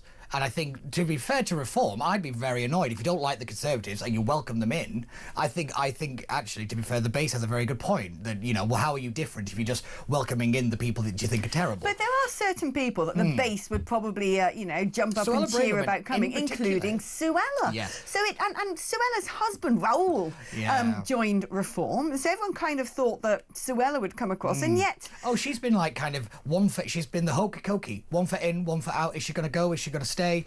She's really been like the one that everybody's just been waiting, and I actually don't think she was ever planning to move, if I'm being honest. I think she's waiting to take over once Kemi goes or once Robert Jedrick goes. Yeah, but they won't let her. They being but like by the that power point, all the people that will have tried to stop her won't be there anymore. Oh, yeah, maybe. Yeah. Maybe. But I mean, it just seems to me so one well-placed insider who probably shouldn't be chit-chatting to people said Mrs. Braverman was not a team player. Her record shows she is just too disruptive. I wonder about this stuff, because if she was going to come, saying these sorts of bits and bobs is, could be a way of spiking it. And you always wonder if there's like a bit of a naughty element to this. My other thought of this, and I was talking to a friend of mine who is more Reform sympathetic, kind of agreed with me, is Is this not Nigel being a little scared of Suella upstaging him a little bit? She is very capable. She's a known name. She's a good debater. She's good in front of a camera. She's got the right politics. Does he not particularly like a challenge in front of him? I mean, if you look at the Rupert Lowe situation, there is a pattern. I wouldn't know, to be honest. I wouldn't have thought so. I don't think Nigel's worried about people upstaging him particularly. But they have had, you know, in times past, difficulties with people who aren't necessarily team players, as you get a lot in politics. But you'd think that Suella would be on the team, though. You would think that, you know, she wasn't a team player in the Tories because it wasn't the right team for her. Yeah, it is interesting. Liz Truss, I think they've done the right thing, I have to admit. Because I like Liz, but unfortunately... She looked like a deer in the headlights. Oh, I like Liz a lot. But I do think that she has been so run through by, you know, the media, I mean, there's this thing at the moment in PMQs where whatever Sir Keir Starmer's asked, his answer's Liz Truss. Do you know why that is? Why? It's because you have to go back to the Liz Truss economic moment, because the Tories actually left a little bit of an uptick in the economy. So you'd have to go back to that bit, ignore Rishi, and go back to ignore the fact that Rachel Reeves is making an even bigger mess of everything. She's crying all the time, so, you know, just pass her a Kleenex. But. It's and so the Reform have got a couple of scalps. David Jones, who I think is going to be very useful to them in the forthcoming Senedd elections I think in Wales. That, I agree. However, everybody at Westminster went, who? Well, I know, but the thing is, he used to be Welsh Secretary. He was an Assemblyman. I actually quite like him. He was an MP. He's a veteran. He's a man of proper dignity and ideology. A kind of what they call institutional memory. He knows how things get done. He knows, and he knows. He's got a brilliant former SPAD who comes and does this programme quite a lot, and she is like an encyclopedia of knowledge when it comes to how bills pass through Parliament, early day motions, all of this. She's like an absolute technical wizard. Yeah, but I kind of think that is the expertise that Reform's going to need. Definitely, but also he is obviously not a recognisable name, but people will go, oh, I know him.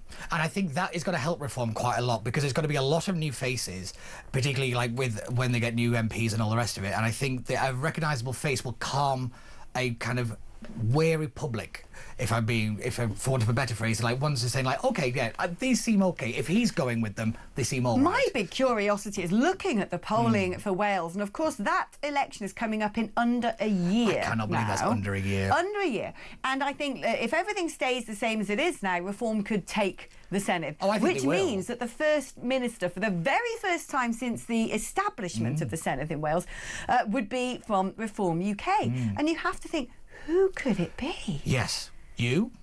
I'm not Welsh, mate. They would drive me out with a pitchfork. Well, you lived there. I lived there, but that ain't going to get past the taffy. They drove you out. Yeah, exactly. I'm telling you right now. There might be some sensible Brexiteers in Wales who go, doesn't matter, love, you're called Phillips, that'll do, come over. Yeah, pretty you're much. From the hinterlands. Yeah. But no, the majority were just about, you cannot have some sort of rando living in London who's not even from Wales, who can't speak Welsh. Have you ever seen that video of when John Redwood was the sort of Secretary of State for Wales, and he had to sing the national anthem, and obviously he didn't know it because it's all in Welsh. And so rather than just stand there and looking serene and sober and thoughtful and, you know, staring at something in the distance and sort of tipping his head to one side in appreciation, he pretended he knew the words. Oh, yes. And goldfished his way through it. Yes. Well, back when I worked in the at BBC Wales, that clip was always in the archive footage. If I was ever having a down day, I'd just pull it out the archives, give it a play, because it's a thing of magic. Oh yeah, for me, that incident is always when David Lammy forgot that Henry VII was the dad of Henry VIII on Mastermind. Oh, the whole of David Lammy on Mastermind is a thing just of watching beauty. David Lammy. Also, when he said there are no police present, there was one literally stood behind him. It's brilliant. So much good Lammy stuff. But it is interesting when you talk about the kind of the Welsh connection, because Labour Wales are very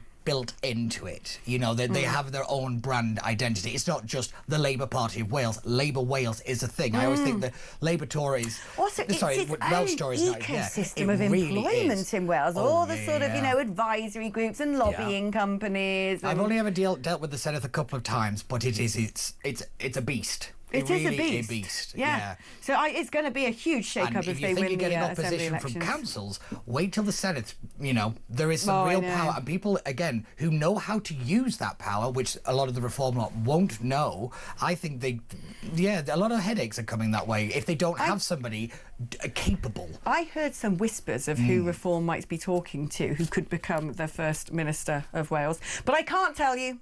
So there you go. Sorry. Now let's talk about James McMurdoch, because you know it's a funny old thing. James McMurdoch was the paper candidate in Basildon and East Thurrock. Yeah, East Thurrock, I think. Yeah, good. Yeah. It was Thurrock. Which means he sort of, put his name down on the paper, not expecting to get elected. Then he did get over the line. And so Nigel says, well, look, we haven't fully vetted him. We then found out about this spent conviction for assault on a past girlfriend when he was much, much younger, something he has been profusely apologetic about.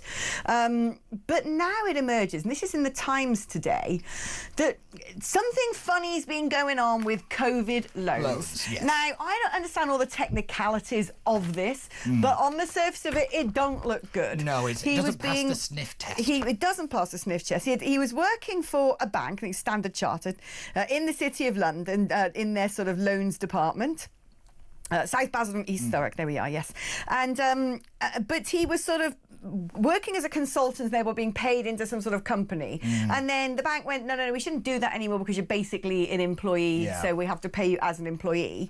And then this company asks for, at the start of COVID, a bounce back loan, which means you had to demonstrate you've lost 50% of your income directly due to COVID. Yes. Anyway, this company was awarded one of these bounce back loans. Another company was awarded a bounce back loans. Another one belonging to his sister, I believe it is, which purports to be a travel agent but without a website or even a shop front, received a bounce back loan. Sniff test. His mum, the accountant, seems to have multiple companies under her name, which sort of seem to not be trading. If there was proper it's vetting, funny he looking. would not have made the... It is funny looking. Now, this is all alleged. He says there's plausible explanations. I want to clear my name, etc. He himself offered to resign the whip. But the form's gone one extra here. And Chief Whip Lee Anderson has said, look, mate, the decent thing to do is stand down and trigger a by-election.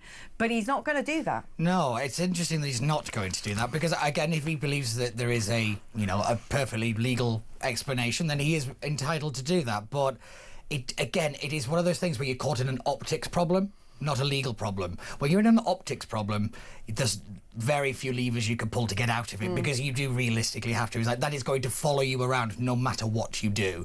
And I have to admit, though, the COVID loans thing, absolute scandal. We were dishing out money like it was going out of fashion. That one sticks in my craw, and I'll really tell you for why. When COVID hit, I was just, we'd just left the European Parliament. I'd been an MEP. There was a month between the very last day in the European Parliament and lockdown, essentially, there or thereabouts. And so I wasn't entitled to any sort of furlough because I was unemployed. I'd just lost my job. Yes, I wanted to, but I just lost my job.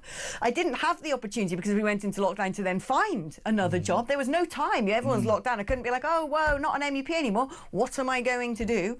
Wasn't entitled to loans or grants or furlough. So I had no choice but to just eat into my savings. So I lost a lot of money personally during COVID, and I'm now paying a lot of tax to plug the black hole that COVID created. So when I find people doing this, who have basically ripped off the system, who have got money and are snatching up our cash out of sheer greed, I am furious. It's grubby. It is grubsome. I can't stand things like this. And I think it showed the very worst of this country over COVID, and who was kind of snatching money in left, right and centre. And we talked about people getting PPE. I think you was telling me one time that you actually knew people who were trying to get access to it. We've got actual proper medical grade PPE, which we use in the military. We can't get any, we can't get on the phone to anybody who wants to take this stuff. There was so much dodgy things going on in COVID. Was it Michael Gove's landlord or something, like pub landlord, got a contract or something ridiculous like that? It was absolutely disgraceful. What was it? The and of course, the famous one, Michelle Mone, went from making bras to making masks, and it's like, really? Well, to be fair, I think, was it Wonder Bra made the first spacesuit? Did it? Yeah. Oh. Yeah. What a great little factoid. And that is why I want you on my pub quiz team, can I just say. One question before we go to break, though, is, do you know what staggers me about this James McMurdoch story? Yes, it's on the front page of the Times because it's their investigation. Not their biggest headline at all. But it isn't really anywhere else. And this surprises me. I kind of have a feeling a lot of the print press are going, do you know what? We hate the Labour Party. They're rubbish. Our country's going to the dogs. The Conservatives are hollowed out. They're a mess. So we're kind of not going to like go after reform. We're not going to attack them because perhaps they are like the, you know, the solution to all of our problems. Yeah, I think that's true. I also think there's the fact that nobody could point him out of a lineup. So he's not really going to sell papers, is it? No, but you say that. But there was a man who once wrote a letter to, you know, his newspaper in Henley on terms of being a Conservative village council and then defected to Reform. He said something about flooding in the Gay Marriage Act. No one knew him, and that was front page everywhere because back then it was open season about attacking Farage, attacking UKIP. Didn't matter whether it was a bit player no one had heard of. It'd be like, oh, look, they got a gollywog in their window. Woo! Also, and this is actually a very serious allegation of criminality, and it's just not anywhere. Farage isn't really involved in it, if you think about it. He has very plausible look. He wasn't involved in any of the vetting process. He wasn't really there when all of this happened.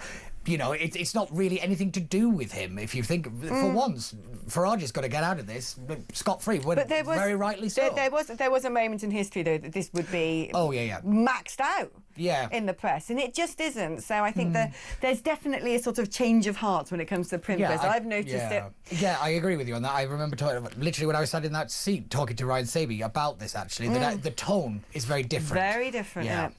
Righto, we're going to take a short break. Now, remember, if you want to nominate your favourite local boozer, I want to read them out on air because I want everyone today to go and get around in at one of your brilliant British pubs, one of the proper ones, not one of these stupid chains that sell all the food and have, like, you know, all the kids' stuff. No. We want sticky floors, beer mats on the wall, proper local ales, a ploughman's, a Scotch egg, a bag of pork scratchings, an awesome name, a landlord or a landlady that's been there since the days of yore that really deserves our custom. And a rickety table. Rickety table. And you put the bar mats underneath to... Yeah. And sort of funny oddball furniture. You know, what... You're all sat at different heights. If your upholstery on your pub furniture is matching, you're not a pub. That's true. You're a restaurant. Yeah. Anyway, keep your nominations coming in because I want to get all these pubs that need support, get them supported. And, you know, Sunday is the day you're supposed to go to the pub. True. You go and have your commune with God and then you meet up in the public house to then, you know, chill out. I think it was William Gladstone that said every pub is a parliament. It is. Now, here we go. This is an important one. A brilliant show as always. Up at 6 to watch from the start. Jamie and Karen on the Isle of Wight, I salute you. We think the best pub is the Man of Ross in Ross-on-Wye. Small, so friendly and just lovely. Now, I know Ross-on-Wye very well indeed. And I would say that the Yew Tree in Peterlee, just round the corner, which is the home of Ross Cider, is a brilliant pub because they just have all of their ciders behind the bar. And that cider is the sort of cider that you do get the facial tick. You have a sip and you're like, you know, you're malfunctioning, like water's got into the electronics. But that is a proper cider. Anyway, great recommendations about Sunday lunch. The Highwayman in Oswestry. It's simple. Take a large dinner plate and hide all of it under well-cooked food. Half a cow, a Yorkshire pudding, roasties and mash. Normally some sort of cabbage, always carrots. Cauliflower is a frequent flyer. And broccoli. And if for some reason they think that there is space, pigs in blankets and stuffing, it's a hard stack on a plate. And with a pint is only 14 quid. What? And they also say, importantly, no balsamic. Or baslamic, as my dad always likes to call it. I don't know why. It's interesting when you bring up pubs, actually, because my grandfather always used to say the problem with them disappearing is no one can give directions. Because you used to always say, when you get to the blue board, turn left. You use pubs as landmarks. You can't do that anymore. Oh, shame. Right, listen, we've got to go to a break now. I'm being nagged by a dean. So off we go. But when we come back, we're going to be talking about all the dirty little tactics Labour are going to do to try and take hold of power and keep power. That's after this.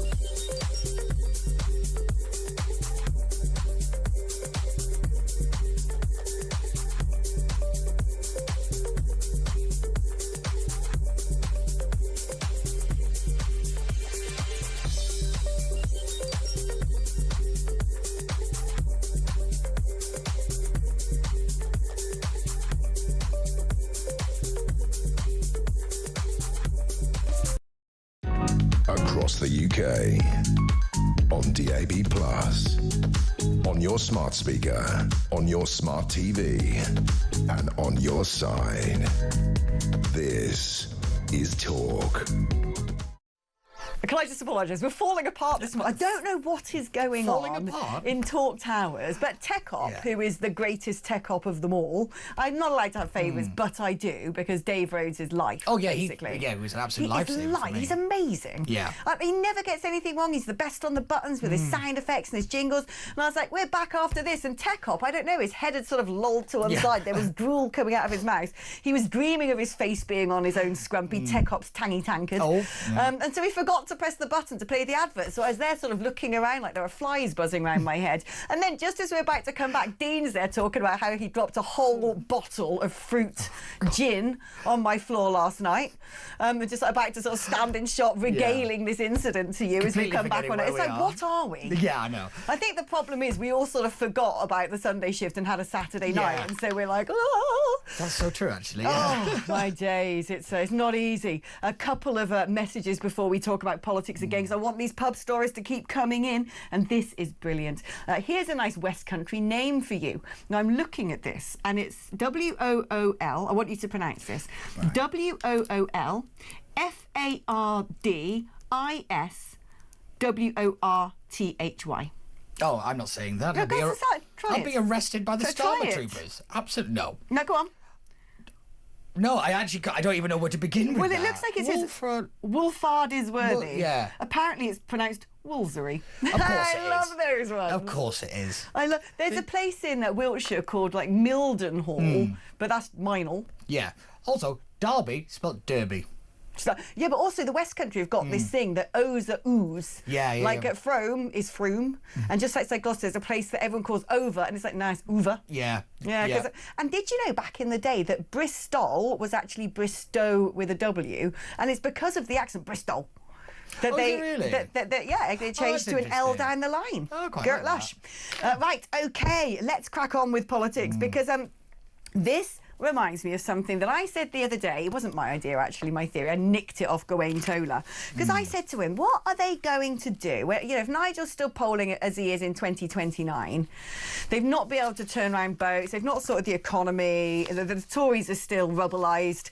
What are the establishment going to do to try and stop Nigel? Because I said, they're going to go down the route that they've done with Marine Le Pen and accuse him of all this weird stuff in the EU Parliament. They're going to come up with scandals. I don't think that would work or cut through. The lawfare thing, everyone would just see through it.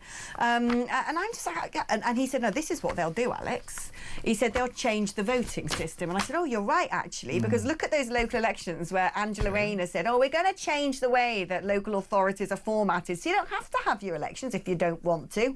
So councils that realised they were going to be completely eviscerated by reform said, OK, we won't have elections then. Now it turns out that Labour is changing the voting system for mayors after Reform UK swept to victory in 2 mayoral elections in May. As part of a radical reset, Gerrymander-in-Chief Angela Rayner, the Deputy Prime Minister and Local Government Secretary, is going to ditch the UK's first-past-the-post voting system in which the candidate with the most ballots wins, and instead it will be replaced at mayoral level by a European-style system known as the supplementary vote, where candidates are ranked by preference. So you've got 8 candidates and you have to put them in order of 1 to 8. And so if you want to all about how all of these voting systems work. And I always thought I'd never have to use that. Fortunately, I do now. I mean, I wonder as well if this is to fend off the new Jeremy Corbyn Fruit and Nut Party as well. Because, you can imagine this. I'd vote Corbyn for Mayor, first choice, second choice, Sadiq Khan. So it just means when they count it all up, anyone whose second choice is Labour, it sort of all aggregates into, oh, look, Sadiq Khan is still the Mayor in 2056. Well, they're doing it with the Welsh elections, aren't they? They're making it more party list than... the list system the list under system, PR. Well, do you know that one in Wales? I might blow up to bite them in the bottom. Actually, I reckon. Because I always think it's a terrible idea giving more power to political parties. Why do we keep thinking that's a good idea? But do you reckon, come 2029, that Labour might pull the ripcord and go, we had it in our manifesto that we would consult upon doing the proportional representation voting system and give the vote to 16-year-olds, and all of a sudden they go, oh, look, let's create, because this is also what's happened on the continent, the super coalitions to keep reform out. And then you'll suddenly find the Green Party, the Labour Party, the Lib Dems, the SNP, Plaid will all sort of decide, divvy up between them which seats that they will contest or not contest to make sure they get their candidates in, and then form a rainbow lanyard coalition of the left it's next called time En round. Marche. It's Macron's party. Basically Macron's party. It's exactly what they did. And I think that Gawain Toler was absolutely right about this. I think that's what they're going to do. It is, I'm afraid, a form of, well, gerrymandering's more where you mess about with boundaries to make sure you win the election. Like the rotten boroughs. But it's fiddling. It's fiddling around with the democratic system to rig it so you win. It is dirty. It's disgusting. We need to keep our eyes on this. Without a shadow of a doubt, but Reform have also said that they're going to start having more direct democracy. You know, they're starting to rip away some of the powers of Parliament, which I'm not a big fan of, if I'm being honest. Representative democracy is the best form. Direct democracy, you just end up with voter fatigue. People stop paying attention. Yeah, no, true. And then you end up with the extremes of both sides just dominating everything, even more so than they do now. And Brenda in Bristol going, not another one. She passed away the other year, didn't she? Did she? Yeah, she did. Not another one. May she rest in peace. She spoke for the nation on that One comment. assumes there's no voting in heaven. Yeah. Right, OK, we're going to take a short break now, but don't go anywhere, because we're going to be talking a little bit more about the future of the London mayoralty and who might be in the running. That's coming up after this.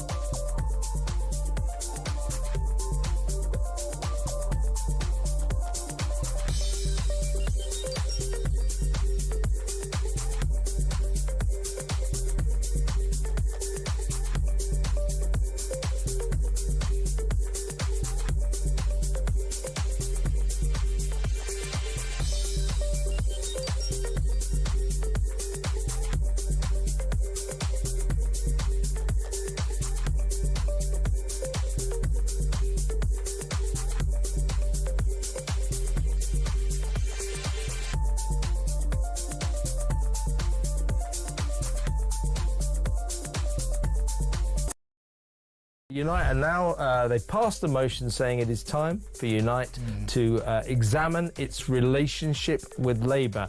Now, Unite is just about the biggest donor. 42 million. Yeah, they've given them since 2010. Yeah, they give them 1.2 million a year, and as you say, over the years, vast amounts of money. If Labour lose Unite's money, that will be significant.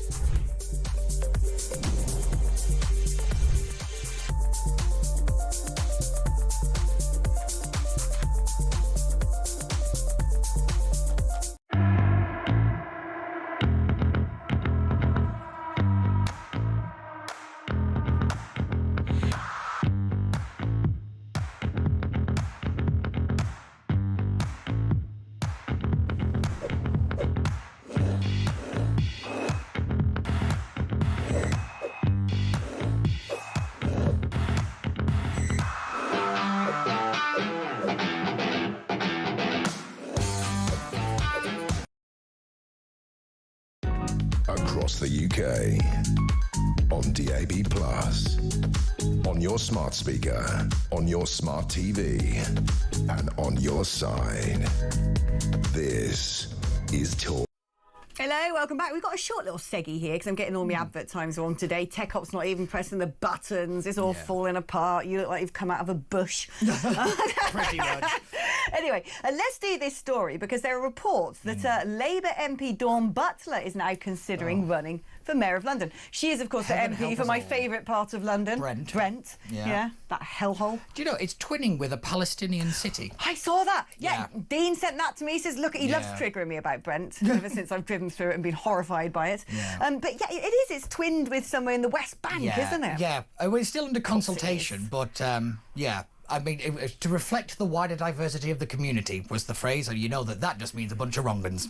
Exactly. But there you go. She wants to run as Mayor of London. I kind of thought to myself that you can't get worse than Sadiq Khan. Don't but say actually, that. You actually can. You can. Yeah, definitely. And that woman is worse.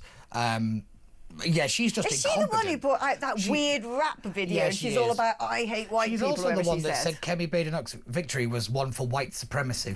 Yeah, she loves all that sort of racial stuff, definitely. doesn't she? She's a proper sort of race grifter. Yeah. No, bad time. So there you go. I wouldn't be surprised if it happened, to be honest. But the interesting thing is, though, when you actually, we have an app where basically all the bills are going through Parliament, and this one to do with the mayors is called the English Devolution Community Empowerment Bill. Empowerment. Get away. Yes. Get on. Anything with that in it is not. You keep your eye on that one because it's never good. Anything that's made to sound friendlier than it is. But again, I sometimes, in the same way that the papers aren't up in arms about the James McMurdoch story, and I kind of think, oh, that's odd.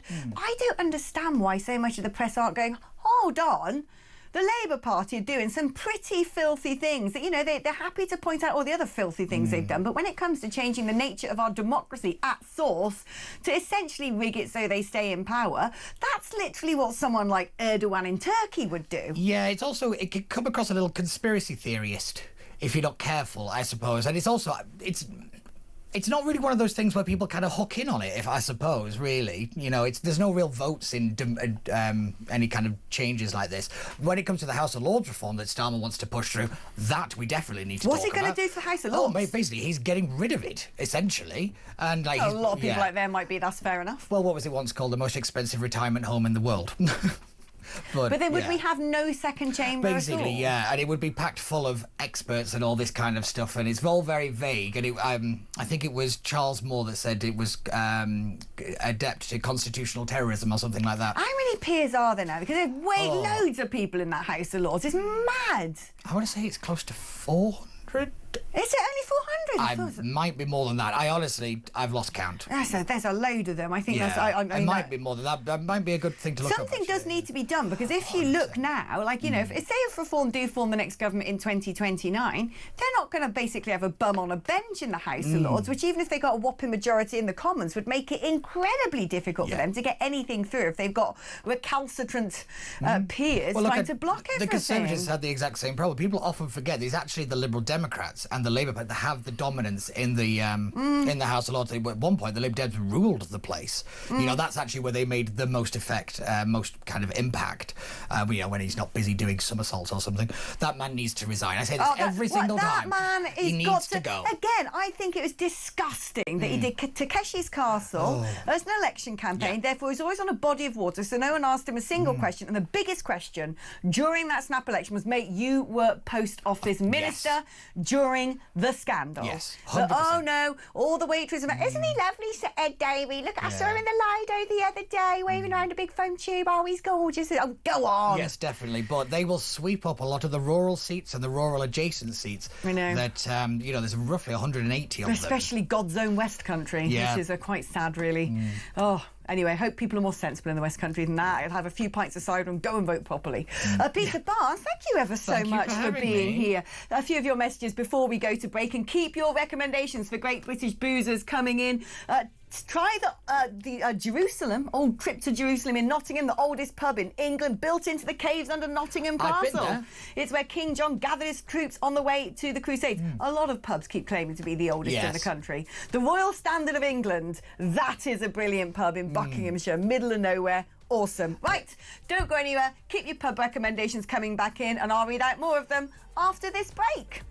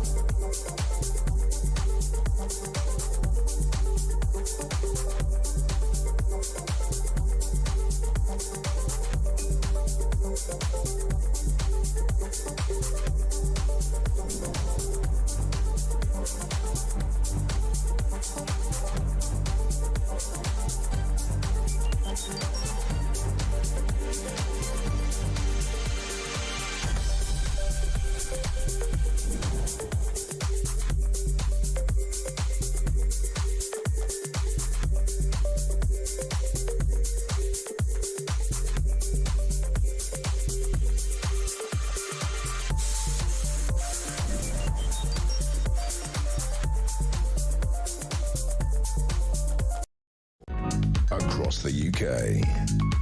On DAB+, on your smart speaker, on your smart TV, and on your side.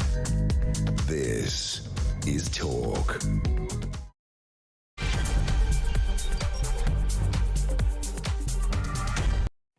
Hello there, welcome back to the show. 3 hours down, 1 to go, and I'm still alive somehow. I don't know how, but we've managed to do it, folks. I've had a good old time this morning. If you've only just joined us, welcome aboard, but don't you worry, you can watch it all from the beginning and have 4 hours of unfiltered fun by going onto YouTube and just playing it at your leisure whenever you want, whatever you're doing today.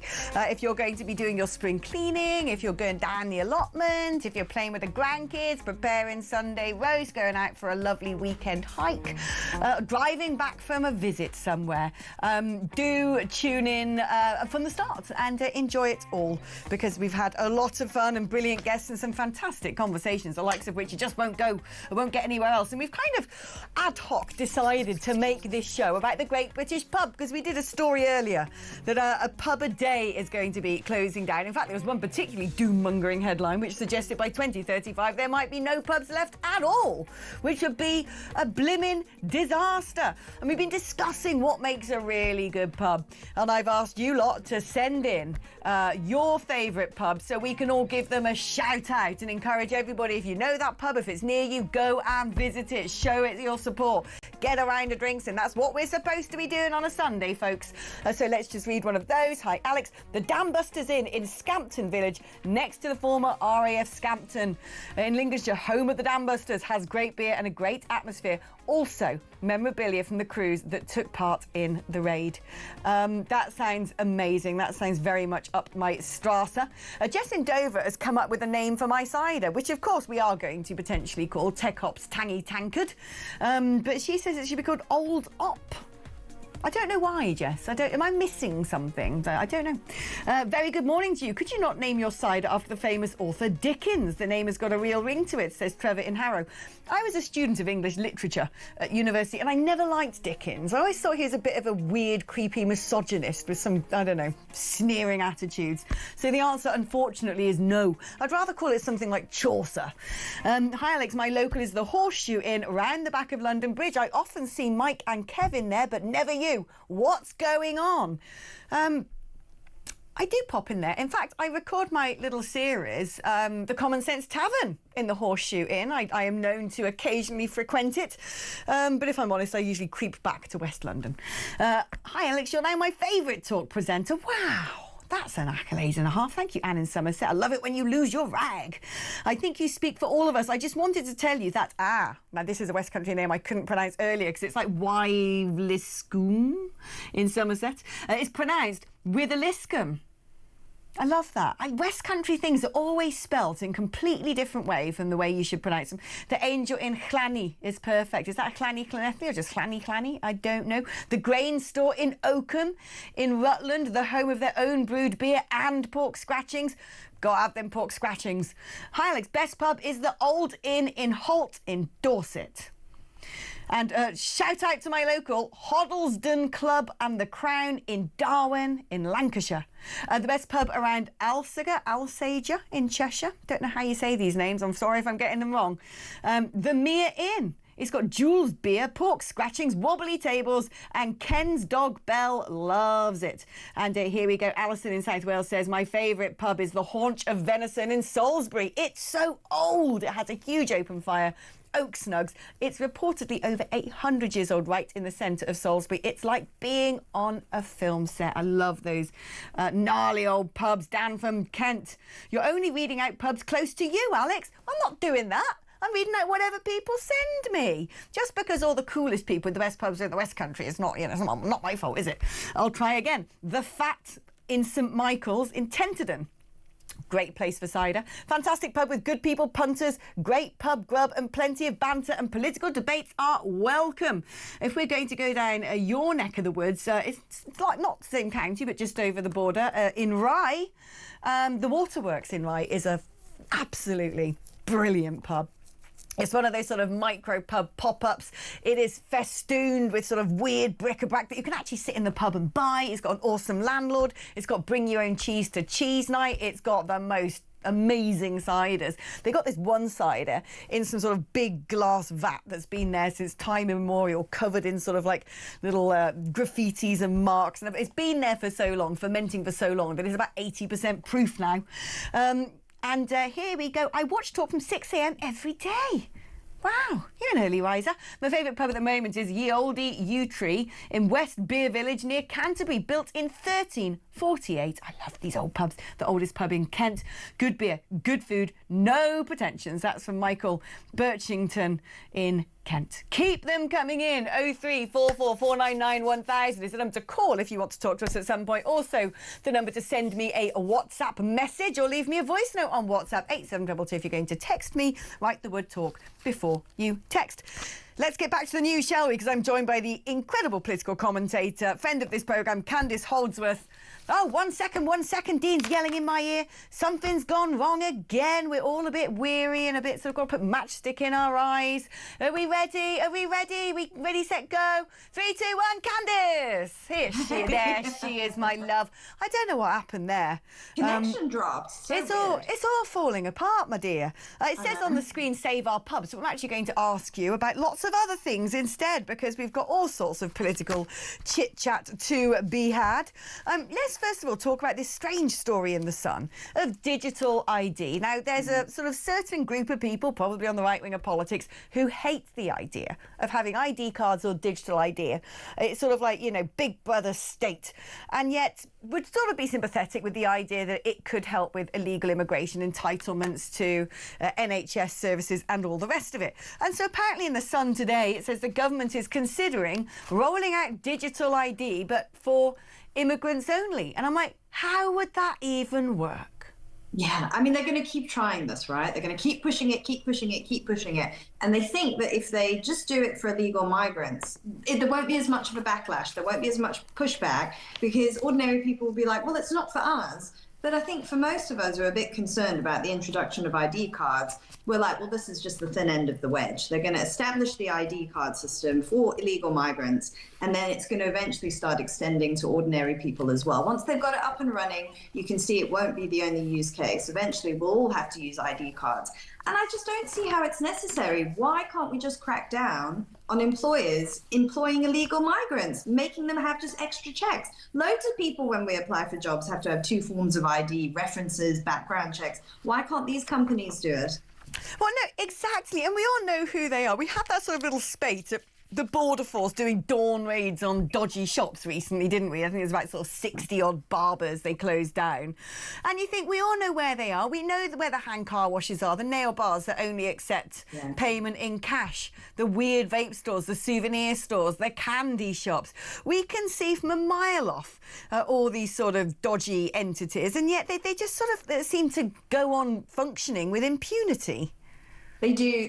And as far as I know, this has been going on for years and years and years and years. I mean, The Spectator has run some really interesting pieces, you know, one from Theodore Dalrymple. He was the former NHS psychiatrist. I mean, he said, you know, you would often see asylum seekers who all worked in the black market. They've been doing it for many, many, many, many, many years. And now there was a piece this morning, a really good piece from the writer Andy Jones, saying just how much of a problem this has been for about 20 years. So, I mean, it's just rampant lawlessness, completely slack. No one's bothered to check. No one's bothered to do anything. And I do wonder if it's because it's only now, only recently, you're actually seeing like public scrutiny of this issue, and there's an outcry and people are actually realizing what was going on. But it's very worrying, because you think that the people who are in place to enforce the law, manage the society, they haven't been doing it, and they've allowed this problem to become unmanageable, just total rampant lawlessness. The problem we suffer in this country is rampant lawlessness. You know, police not doing what they're supposed to do, authorities not doing what they're supposed to be doing, almost like sort of some mad mental health breakdown amongst our establishment. And I'm pleased to see that Nigel Farage's local Doge, Department of Local Government Efficiency, has actually been doing some formidable work. They've been doing audits of some of the councils controlled by Reform. This really should be front page news everywhere. I don't know why it isn't. It is absolutely astonishing what the Farage-Doge unit has managed to dig up.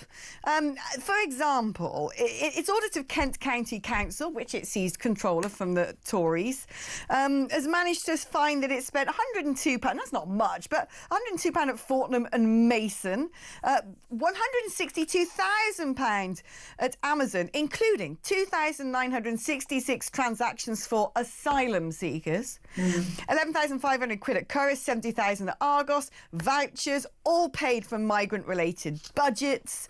It's got days out for migrants to Santa's Circus, 6,000 on local swimming pool lessons, 55 quid at Mulligan's Crazy Golf, £300 on driving lessons.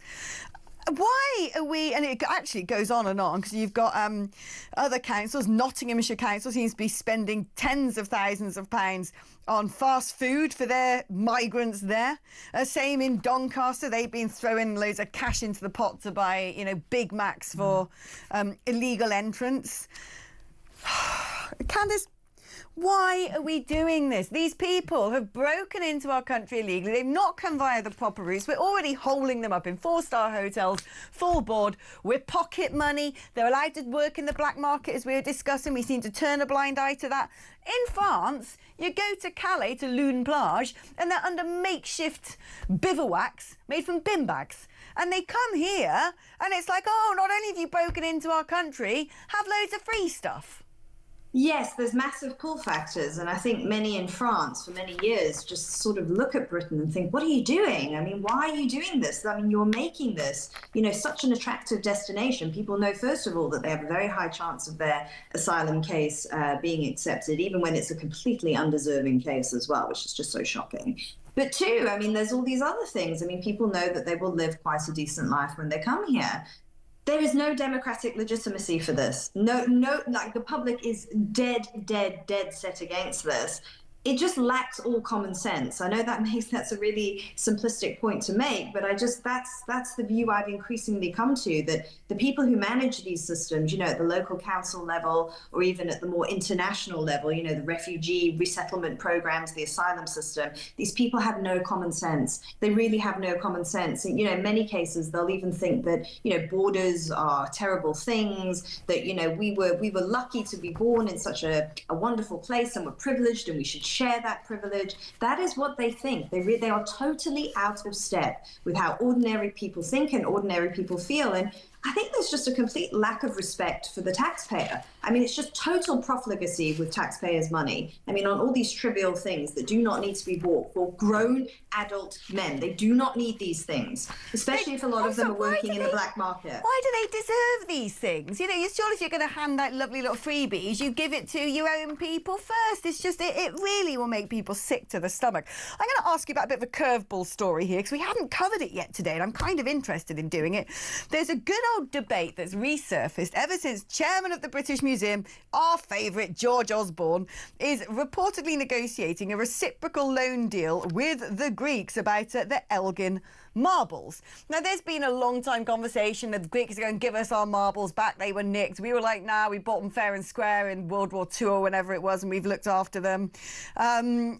And I wonder where you stand on this, because, I'm split on this. Part of me, look, I love Greek philosophy, I love Greek history, and you kind of think it'd be nice, really, if the Elgin marbles were back where they originally were, so people can go and see them in situ properly. And I actually would trust the Greeks to look after them. But it does open a can of worms where all of the things we have in the British Museum are wonderful collectibles from around the world that we look after very well, that gets lots of international visitors.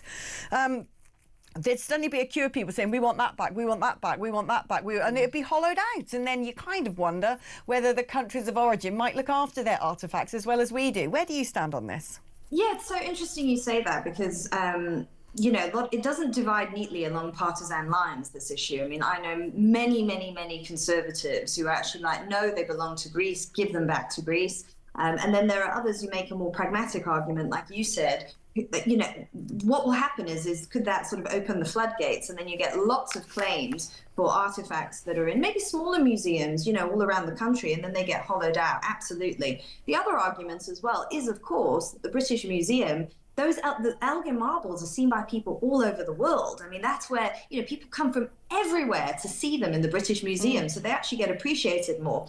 For me personally, I don't have a super strong stance on it, though I think increasingly I've come to the view that actually it's better if they stay in the British Museum, because I think that there is this sort of thinking now that, you know, Britain played a pernicious role in the world, that they didn't acquire them legally, when we have 2 parliamentary inquiries that said that Elgin did acquire them legally. You know, he didn't just go and steal them. And I don't want to feed that view, because I think it's led to a lot of self-hatred in this country. A lot of people feeling like, you know, that we're responsible for all the evils in the world, and it's not true. And where does this end? You know, will this extend to art galleries, and the National Gallery is going to have to give back its Van Goghs and its Titians, and, you know, will that be the same all around the world? And you know what? I read something quite funny on X. I can't remember who wrote it, but it's a funny post. It is funny, isn't it? The woke left love a bit of multiculturalism, but not in our museums. And I thought, very well said indeed. Yeah. You're thank so you. right. It's like a form of ultra-conservatism, actually. Yeah, I know. Exactly. So hypocritical. Candice, thank you ever so much. Before I let you go, my dear, you've got to tell me what your favourite boozer is. Give it a shout-out. Okay, so the one I have the best memories of is Henry's Pub in Exeter, England. I had the most amazing nights there. I mean, the bar staff are just friends with everyone. It was super relaxed. It was super easygoing. Just, you know, you could sit there and just say nothing and have a good time. So I would recommend that, Henry's Pub in Exeter. There you go. Good old Henry's. Thank you, my darling. Candice Holdsworth there, political commentator now, coming up after the break. There's been a big exclusive in the Mail on Sunday. Is the rift going to be healed? Well, aides representing Prince Harry and the King were caught having a chit-chat the other day about what could be a sort of thawing of hostilities. Brilliant story by the editor-at-large of the Mail on Sunday, Charlotte Griffiths, and she's going to be joining us after this to explain more.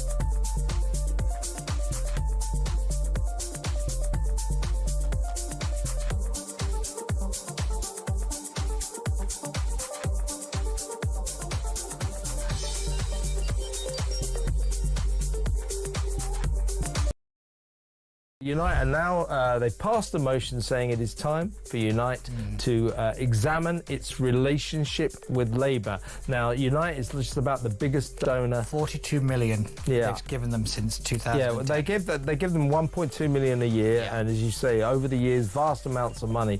If Labour lose Unite's money, that will be significant.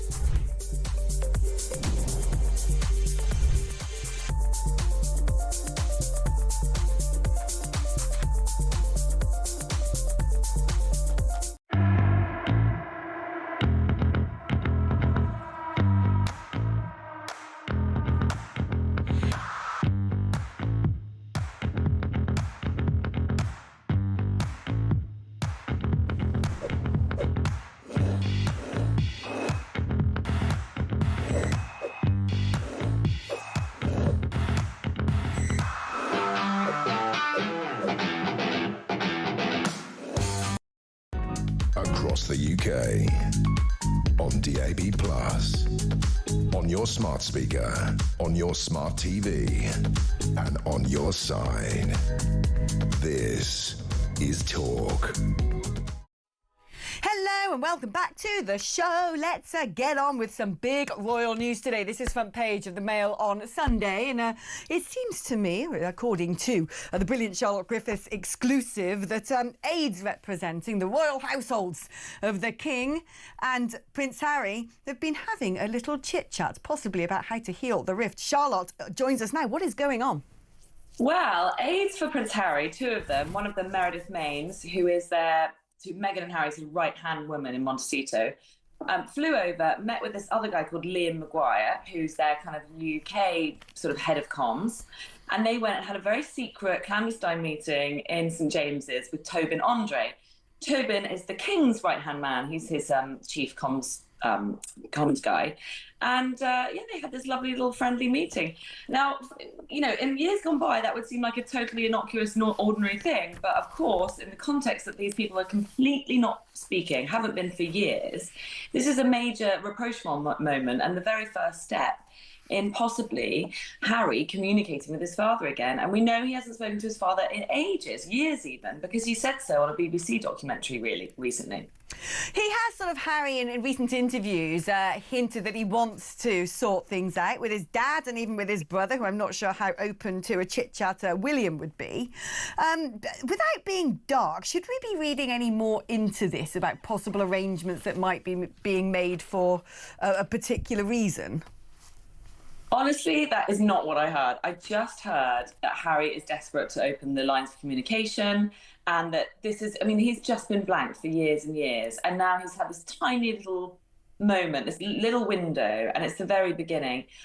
Anything else, who knows? Of course, he did say in the BBC documentary, I don't know how long my father has left. And, that went down really badly with the King's aides because, actually the King's doing quite well with his cancer treatment. Nobody really can speculate. He doesn't even know. Nobody knows how long they've got left, right? But, it is a shame when one's father has cancer, even if the prognosis is good, not to be speaking with them. So, I can sort of see what you're saying. I think maybe that did play a part in it and maybe increase the pressure on that meeting taking place. But either way, it had to happen. These two people have to speak again one day. Notably in absence of anybody representing William and Kate. Yes. I think when I get the picture of William and Catherine meeting with Harry's aides, that will be an even bigger world exclusive because I think we'll be waiting a long time for that one. But, to open the lines of communication up with his dad is a really, really massive step. They have been stonewalling Harry and Meghan for years. They don't trust them an inch. And they've been blasted time after time, as recently as a couple of months ago in that BBC documentary. So I think it's really open-hearted of the King to have given permission for this meeting to take place. And interestingly, his aide turned up carrying a Berry Brothers bottle bag. And that's a sort of very, very upmarket wine shop, champagne shop. I'm told it wasn't actually wine, maybe it was whiskey or something. And, they have got a royal warrant. So it's a sort of another little subtle clue that, this comes with a royal seal of approval, this meeting. Maybe they were sending a good quality bottle of rosé to troll Meghan, you never know. One thing that is interesting is the fact that part of Harry's attempts to butter up his family again is inviting his father and his brother to the 2027 Invictus Games, which will be held in Birmingham. And there's always an and yet, isn't there, when it comes to Harry and Meghan. Turns out that the occasion's going to clash with Queen Camilla's 80th birthday. Yeah, this is my story as well from a couple of weeks ago. So they have organised this trip. They do really want the King and Camilla to come along. It sounds ridiculous because it's in 2027, but believe it or not, they do fill up their schedules this far in advance. I know the King's unwell. There's a lot of variables at play, but they do kind of plan ahead. And then he realised there was this whopping great big clash because it's the weekend of Camilla's 80th birthday, which will probably take place with a huge lavish party in Highgrove, is the weekend of the closing ceremony. So now they're hoping they can get the King or Camilla, or maybe just the King, to the opening ceremony instead. But Harry tried to negotiate, Invictus on Harry's behalf, tried to negotiate with the Birmingham NEC, but they couldn't. They're literally booked up, so it had to be that week. But it does give them, I suppose, if this rapprochement doesn't go well, it does give the King and Camilla a convenient excuse for not attending.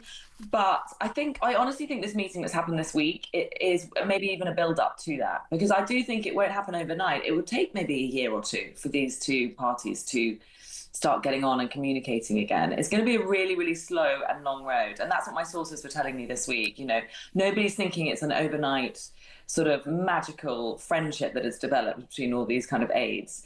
But it was a cordial meeting, and it didn't go badly, and it ended quite well, and they're all very hopeful that they can at least communicate.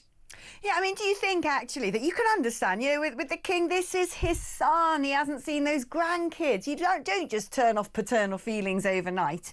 But you wonder if there is going to be this rapprochement, whether it'll be Harry making that trip to the UK alone. I think so, because he's still got this bee in his bonnet about the security. And that is the reason the king was completely not speaking to his son, because Harry believed that his dad could intervene and get him police security when he's in the UK. And his dad just thinks that's crossing a line. So in the end, Charles stopped speaking to his son because he thought it would really complicate matters with Rabec, which is the committee that was deciding. Anyway, so that's why he had to cut communication off. I think the fact that they are possibly speaking again doesn't mean he's going to get that security.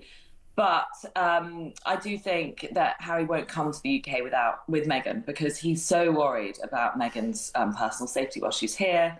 So, and also, I think anyway, it's going to be a much easier meeting without Meghan there. I mean, let's face it needs to be father and son alone. Possibly no William either. I think it just needs to be the two men in the room. Yeah, well, let's hope, because, you know, they might be royals, but they're still a family at the end of the day, and it's horrible to see such estrangement. Charlotte Griffiths, brilliant story, editor-at-large of the Mail on Sunday, front page exclusive there. Fantastic to have you on the programme. Let's do a few more messages before we go to break, because there's so many coming in about pubs, and I want to read them all out. Anybody who's taken the time to send me a recommendation, I definitely need to do my best. The Brandy Wharf is now a cider leisure centre that serves 15 draft ciders and no beer or lager for sale. This is great and important information, but you haven't told me where the Brandy Wharf is. I'm going to want to be a pilgrim to that place. 15 draft ciders, no beer or lager. Take me there right now on a magic carpet and let me have a neckful. Proper English pub, the Railway Inn, Handforth in Cheshire. Proper Sunday dinner. None of that frozen muck, says Steve. This is fun. This is fun. Nicola in Norfolk has said it's not just the West Country that has place names that you can't pronounce. Norfolk has loads. One thing that looks like Wymondham is pronounced Wyndham. That sort of makes some sense. Happisburgh is pronounced Haysborough. How? Stiff Key is pronounced Stewkey. How? Postwick is pronounced Possick, and Haute Bois, or Haute Boys, I don't know how you'd say it, is pronounced Hobbis. So I love these names. These are absolutely fantastic. The Plough and Sale in Lowestoft, their Guinness is just the best, says PJ in Suffolk. Our best pub is the King's Head, Cacklebury in Hailsham. Cacklebury, great name. Best pint of Guinness, always welcoming a great traditional pub. I just heard you mention the Dam Busters at Scampton. Can you give a shout out to my granddaughter who works there?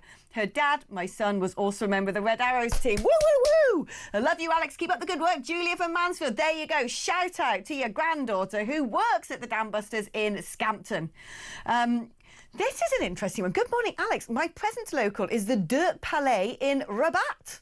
A great sports bar and restaurant and nothing woke in sight. Do you actually mean Rabat in Morocco? Is that like that's not what I'd have expected.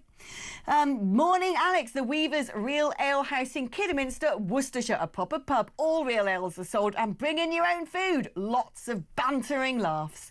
Love it, love it, love it. Sounds brilliant. Fantastic pub in Priddy, Somerset. The Queen Victoria Inn, always busy. The Christmas lights are amazing. The Bell Inn, Docklington again. Docklington! I'm going to go there.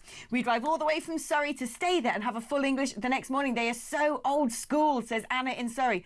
This Docklington sounds pretty blimmin' good. I've got a free afternoon. Maybe you'll see me down there. Really, the name of the pub should be the Dog and Ducklington. Missed a trick there.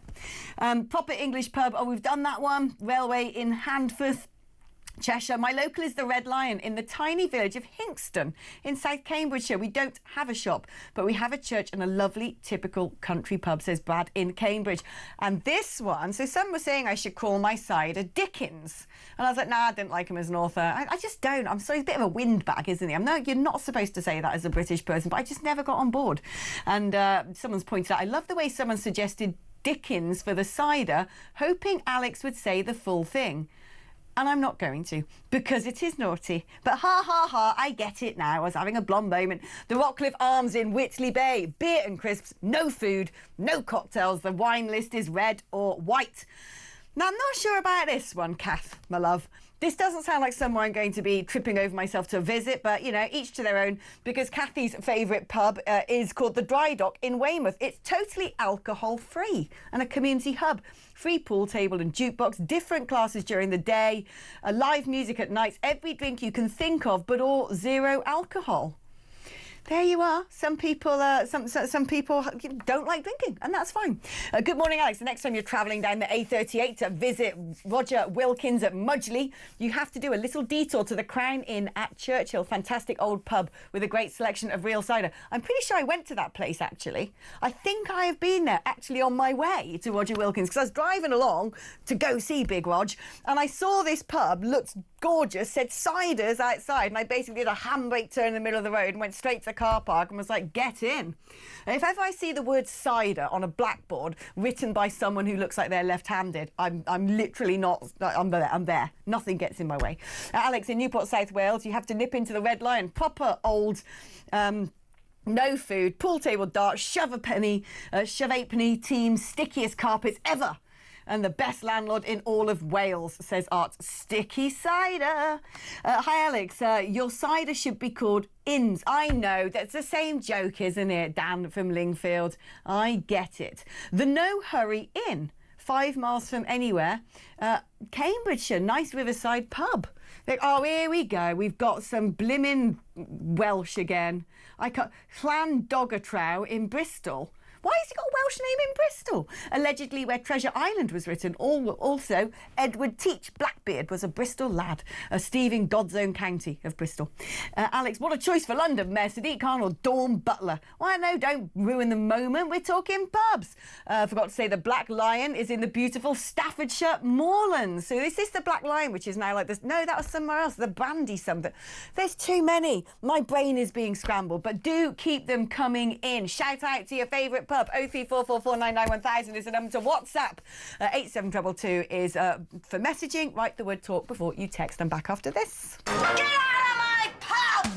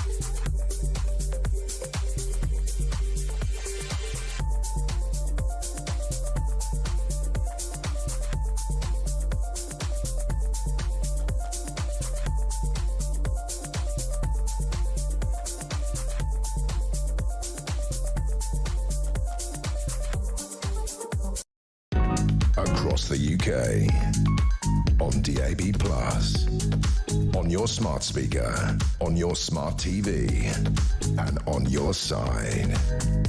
This is Talk. Hello there and welcome back to the show. I'm joined by my former television husband, the irreplaceable, inimitable Mr. Kevin O'Sullivan. Good morning, my darling. How are you? Morning, Alex. Yeah, I'm cool. You? Yeah, I'm very well, actually. Pretty knackered, but getting through it. You know, these breakfast shows don't present themselves, but I do like it. It's a real privilege to be here. Now, talking about privileges, what on earth do you make of this, the doging by Nigel Farage of all of the wild stuff that local councils that are now reform-led have been giving to the migrants? We got trips to the circus, gift cards, takeaways, driving lessons, even getting stuff from Fortnum and Mason, for crying out loud. Crazy golf. I mean, it does make you go crazy, doesn't it? It certainly does. I mean, this is no big surprise. I mean, in the last 5 years, there's a thing called the Asylum Seeker Support Scheme. This is taxpayers' money. In the last 5 years, we've spent £6.6 billion giving our foreign visitors, the people who turn up here illegally and demand to live here, giving them free stuff, like, as you say, £102 worth of stuff at Fortnum and Mason, £162,000 worth of Amazon gifts, 2,966 transactions there for specifically for asylum seekers, £11,521 at Curry's, £70,000 at Argos, and so on and so forth. This is all just for Kent County Council. Now, the council say this is to look after children, and they provide the same care for asylum seeker children as they do for any other children. Well, in which case this council must be going extremely broke, because it is spending an obscene amount of money on children generally, but certainly on asylum seekers' children. This is madness, Alex. This is madness. It's not just Alex. It's not just Kent. We've got Doncaster. We've got councils all over the country. Reform are going into these councils that they won, and they're sort of lifting the lid on a Pandora's box that we were never allowed to talk about. These ludicrous extravagances given by these kind of Be Kind Guardian readers who work at local councils to these people who've broken into our country, you know, giving them free trips, free driving lessons, trips to the cricket, trips to the circus. I mean, this is it's just bizarre. I don't want to be cruel to these people, but I don't see why we have to treat them like they've arrived at some kind of big sort of generous birthday party and here's a load of presents. It's just insane. It's insane. It's mad. It's like treating them like guests of honour. Well, you're not a guest. You weren't invited to come. Someone messaged earlier going, isn't it ridiculous, the idea of giving ID cards to illegal migrants who've literally thrown their ID into the English Channel? Exactly. That sums it up perfectly. Now, Kev, I got to wind you up and let you go on this one like a mad Tonka toy of truth. The UK Islamic Summer Camp. This is the summer camp. We've spoken about it all morning here. Camp Wilaya. No, I won't. Which is run by the Alul Bayt Islamic Mission, or AIM, which is a sort of pretty weird-sounding charity. Camp Wilaya. No, I won't. You've got kids who are segregated, boys and girls. They're painting Palestinian flags, watermelon symbols, celebrating paragliders. Of course they are. Being told to read the wonderful books of the leader of Iran's theocratic regime, the Ayatollah Khamenei, declaring his books are an excellent source of knowledge and a great read. What on earth is going on here? Yeah, well, I'll guarantee you one thing: a great read it won't be. These are camps. They're at a place called Kings Langley in Hertfordshire, a very nice sort of rural area in the home counties. Now, they're run by a group called the Al Bayt Islamic Mission. They're based in Brent, your favourite place. No, Brent. They take a load of kids who are aged 9 to 14 to these summer camps, and they call them an amazing place to enjoy the outdoors, make new friends, and this is the slightly sinister bit. Learn and build on Islamic values, because they have to attend lectures. The girls have to wear hijabs. They're separated from the boys. And as you say, this group promotes the learnings and the teachings and the writings of that sclerotic old man, what's his name, Ayatollah Khamenei, who's been in charge of the chief Israel. beardy weirdy. He's been in charge of of Iran since 1989. He's 86, so it promotes his teaching. It's against Zionism. It talks about the evil of the creation of the Jewish state, and so on and so forth. I think if you look into what these kids are being taught at these summer camps, it's probably against the law. Oh, I think you're absolutely right. It's, I mean, I just think it's absolutely shocking. I mean, in some of the videos, you've got kids look at it chucking sort of bladed weapons at targets, and they do rifle shooting. Now, look, when kids go on outdoor activities stuff, I mean, I did this when I was at school. You know, you go and learn a bit of archery and maybe a bit of rifle shooting. Who knows? Is it just me being Islamophobic when it's Muslim kids learning these particular pursuits? Well, it depends what they're being told. There's nothing wrong with a bunch of Muslim kids going to some summer camp and having some fun, but it's the lecture bit where they learn and build on Islamic values that we have to be very worried about. And quite rightly today, a lot of people in high places are criticizing this camp and demanding that it is investigated. So both Brent Council and Hertfordshire Council, where the camps happen, have now pledged to look into this and find out what's going on at these camps. But it's yet another example of where, shall we say, the extremes of Islamic culture are more and more being filtered into everyday British life. I think it was last week you and I were discussing that revolting dating site where Muslim men can get Muslim virgin brides. You know, they're a bit cheaper if they're under 35, because if they're over 35, you know, they're used goods or something like that. This website also had instructions on how, a Muslim husband can beat his wife and so on and so forth. So this is how the worst of this culture is slowly creeping into British life. And I think we have to look at this summer camp, we have to look at that dating website, and we have to get tough. Yeah. We have to get tough. We have to say, no, you're perfectly free to pursue your religion here, by all means, but you're not allowed to teach your kids, about the evil of Zionism. You're not allowed to have these websites that tell men how to beat their wives. You can't do that. If you want to do that back in your own countries, I've got problems with that, but that's not my business. But you can't do it in my country. No, I totally agree. We do have to get tough, and no one seems to be rising to that challenge. I've got a challenge for you to rise to now, Kev, an important challenge it is too. We've been discussing what makes the best of British pubs. So first of all, I want to get your sort of main points of what a British pub should be, a proper boozer, and then I want you to tell me your favourite. Well, I think a pub should be, doesn't have to be, immaculate. These days people tend to say, look, a pub that serves really, really good food, Well, when I was growing up, if you were lucky, you could get a packet of peanuts in a pub. That was it. So I'm not sure that, this kind of gastro image of what a pub should be. It's a very modern, and I like a good gastro pub, but I don't think these are the traditional pubs, really, for me. I like a good old boozer, a good old London boozer. All right, what's your favourite?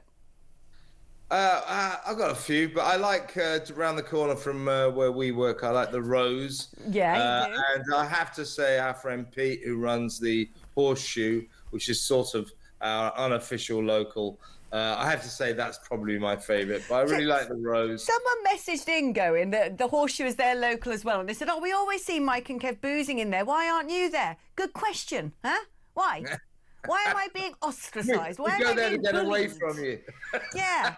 I'm going to launch a complaint with HR that you're singling me out and not inviting me along. Because how many times do I invite you to the cider house? Always. That's true. Next time we go to the Horseshoe, you're definitely on the guest list, 100%. Oh, why, thank you. How magnanimous of you. How generous. Oh, Kev, I love you to pieces. That's the wonderful Kevin O'Sullivan, my former television husband, keeping it real. The Tonka toy of truth. I don't know why I came up with that early, but I quite like it. Are you old enough to remember what a Tonka toy is? Yeah, Tech Op is. Of course, Tech Op is. He's probably still got a collection back at home. Have you? Yeah, he has. I knew he would. He's that kind of man. Right, let's do some of your messages before the break, and when we come back, it's just going to be even more of your messages, perhaps even some of your calls, because lots of you are messaging in about pubs. Yes, Wainwright in Langdale and the Britannia in Elterwater in Cumbria, both excellent pubs, proper pub food, lovely staff, and within walking distance of each other. Alex, have you tried the Coal House Inn, Appley in Gloucestershire? Great food, excellent beers and ciders right next to the river. I went to right next to the river the other day and it wasn't Appley, it was just down from there. Have I been there? I don't know if I have, because especially if it's a proper cider place, I think I'd know it. So that is remiss of me. The first in, last out in Hastings Old Town. Someone told me there's a good cider pub in Hastings Old Town called something like the Jolly Sailor or the Jolly Fisherman or something, I want to say, that actually has a little cider festival. The Bogey, or is it the Bogey? I'm not sure. I hope it's the Bogey, because that's funnier. Set on the headland overlooking Crantock Beach. Now, when I was a kid growing up, we always used to go on holiday to Crantock Beach. Every single year. Ale Cider Festival in August is the best. Live music, great food. What's not to like, says Mary in Devon. Do you know what, Mary in Devon? When we used to go to Crantock when I was a kid, we always used to stay in someone called Mary's flat. Maybe it's you. Who knows? If that's you, if you've got a flat that you rent out and have been doing that since the 1980s in Crantock, then as a kiddlywink, I might have been staying there. The Dolphin on the Barbican, Plymouth, a real ale pub. You can also pop next door to buy fish and chips and bring it in to enjoy with your pint. The pub remains the same. No modern decor, stone floor. That's from Rob in Portsmouth. Right, more of this after the break. Keep them coming in. 03444991000. I'll try and read out as many as I can before 10 o'clock. Don't go anywhere, because it's your turn to join the conversation after this.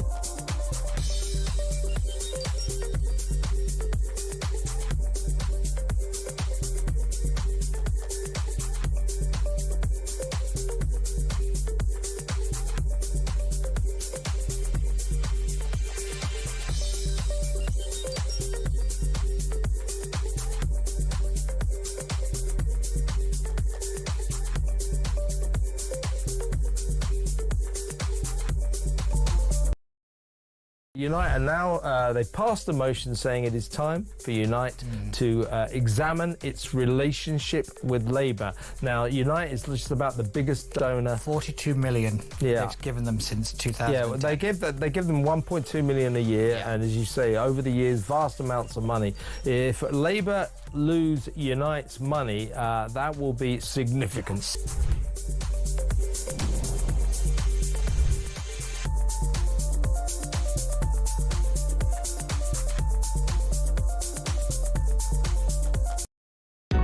Across the UK, on DAB+, on your smart speaker, on your smart TV, and on your side. This is Talk. Hello, welcome back. Right, a few more of your messages. Barry is trying to troll me today because he keeps sending Welsh words over. And you know what he's gone and done? Of course he has. He sent in that one, which is the longest place name with the longest station sign, and is trying to challenge me to read it out on air. Llanfire, Pulgwyn, Gilgwyn, Drobwch, Llantysilio, go, go, go. Put that in your pipe and smoke it, Barry. Bet you didn't know I had that up my sleeve, did you? And also, I just want to give a shout out to probably the most important cider pub of them all. There is one, I'm afraid it does take the accolade, which is the Woolpack in Stroud, which was Laurie Lee's favourite pub, which is in Cider with Rosie. It is sublime. It's amazing. It's a proper piece of our history. Let's have a chit chat now to Lenny, who's in Ashford. Good morning to you, Lenny. Good morning, Alex. Well, I am living in fear for my offspring and the way that the country is going. And you know, my experience of life, I'm in my twilight years. I've lived with all religions and we've all lived together peacefully and respectfully. But I find it impossible to live with a Muslim. I mean, look, I think, it's interesting. This is a difficult, sensitive conversation to have because we've got to be realistic about this, haven't we, Lenny? I'm also very, very worried about our future, can I just say. But if, you know, we've got, I don't know, 1-point-something million Muslims in this country, probably more than that. If they were all wrong-uns, we would know about it by now. We'd be having some serious social problems. And so I think it is more than fair to say and reasonable to admit that there are plenty of people out there who practice Islam quite faithfully, quite quietly, quite privately, who integrate, who are loving, who are fully British, who love king and country, who would do anything to help out, you know, their neighbours and their friends. We cannot tarnish all people from one religion with the same brush, but I do think it is important for us to start having a serious conversation about that religion, because there is another truth to this, which is when we look at things like grooming gangs, when we look at terror attacks in this country, when we look at radical elements of religions, the common denominator often tends to be a subset of the Muslim community. And if we suddenly feel like we live in fear and we cannot talk about those things, then I, like you, Lenny, am deeply, deeply concerned about our future. Well, I couldn't have put it better than what you just have. And I thank you very much, because everything you said, I totally agree with you. Because I believe there are good and bad in all races and religions, but the problem is the bad in the Muslims is frightening. Yeah, and that is when you get these extremists, and you know, and what it is, you know, that they're non-negotiable. Well, that's because they're extremists. Exactly. You know, I think we do need to have a very serious look at this. And the other thing is, look at a lot of Muslim countries, especially countries such as the Gulf states, the UAE, for example, have kicked out all their Islamists. They've cracked down on this stuff. And they're looking at Britain going, why are you not doing the same? And I don't know why. It is so perilous. Lenny in Ashford, thank you ever so much for your call. Right, I'm going to try and squeeze in as many of these pub shout-outs as I can. Let's do it as quickly as possible. In Tividale in Albury, there's a micro bar called Tivy Ale. Great real ales. The garden area gets the sun all day long. Me and my wife love it. Mitch and Leanne. The silent woman in the Cotswolds, as my husband says, there's no such thing, says Penny from Essex. Where is that in the Cotswolds? Alex, the Jolly Fisherman is the micro pub on the seafront in Hastings, opposite the boating lake, that has a cider festival. The Dolphin on the Barbican, Plymouth. I think we've done that one. Yes, we've done that one. I should have ticked that one off. We live on the outskirts of Loughborough. Our village has 7 drinking establishments: the Manor, the White Hart, Quorndon Fox, Royal Oak, Blacksmiths, Appletree, Whitehorse, all pubs. We also have 2 wine bars, a bar and restaurant, all well supported, says Joe in Leicestershire. I hope you have a liver transplant service as well. Here we go. Places I can't pronounce the names of in the UK. There's a village in Kent called Trottiscliffe, which is pronounced Trosley. Was it Trosley? And Teston, pronounced Teeson. Fab northeast place names often mispronounced by locals. Here we go again. Cowpen, pronounced Coopen. Cambois or Cambois, pronounced Camus. Oldham, Uffham.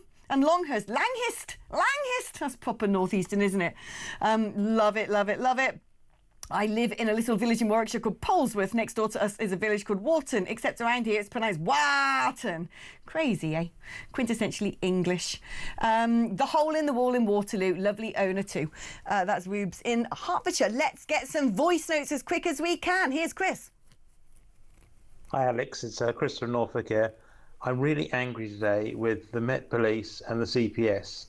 Last weekend, they arrest 29 people supporting the prescribed Palestine Action Group, completely banged to rights. They're sitting there with their little posters, but rather than charging them, they get released on bail pending further investigation. So this weekend, we get 70 of them. Next weekend, 100 of them? If they've been charged and convicted or held in jail, just like the Southport rioters, then Tarquin and Tabitha would think twice about breaking the law and supporting this banned group. It's about time we started getting the CPS and the Met Police actually growing a pair. Yeah, two-tierism. Well, our society seems to be riddled with it, isn't it? Well done to Chris there. Let's listen to Carl. Hi, Alex. Carl in Bury. Just a quick one on the migrants and the immigrants getting all these driving lessons and crazy golf and McDonald's and stuff like that. Now it's coming to the end of July. I've got to pay what's called a payment on account to HMRC, which is basically a lump sum, because I'm self-employed, a lump sum for money that I've not actually even earned yet, which HMRC put on account. Oh, and guess where that goes? To pay for all these people. I'm absolutely sick and tired of it. I feel like I'm working to help people and pay for people that basically aren't even British. What is going on? Yeah, no, what is going on? I don't know, mate. I don't know, Carl. I wish someone could give me the answer, because it's either, what do they say, conspiracy or cock-up. Let's have a listen to Chris. Hi, Alex. It's Chris from Epsom. These people, the Palestine support, whatever they're calling themselves now, that have been arrested, the 70 of them. Now, they've said they've done that because they can't all go to jail. Well, it's no good fining them much either, because actually Jim Walton, from the Walton family that owned Walmart, who declared on October the 7th, gleefully, that there was hope left in the world after the attack, the dreadful attack on Israel. So he will pay their fines like he pays all their legal fees. What they could do is do what they did with football supporters: take away their driving licences, take away their passports, make them pay that way. Well, fair enough. Let's squeeze in one more. This is B.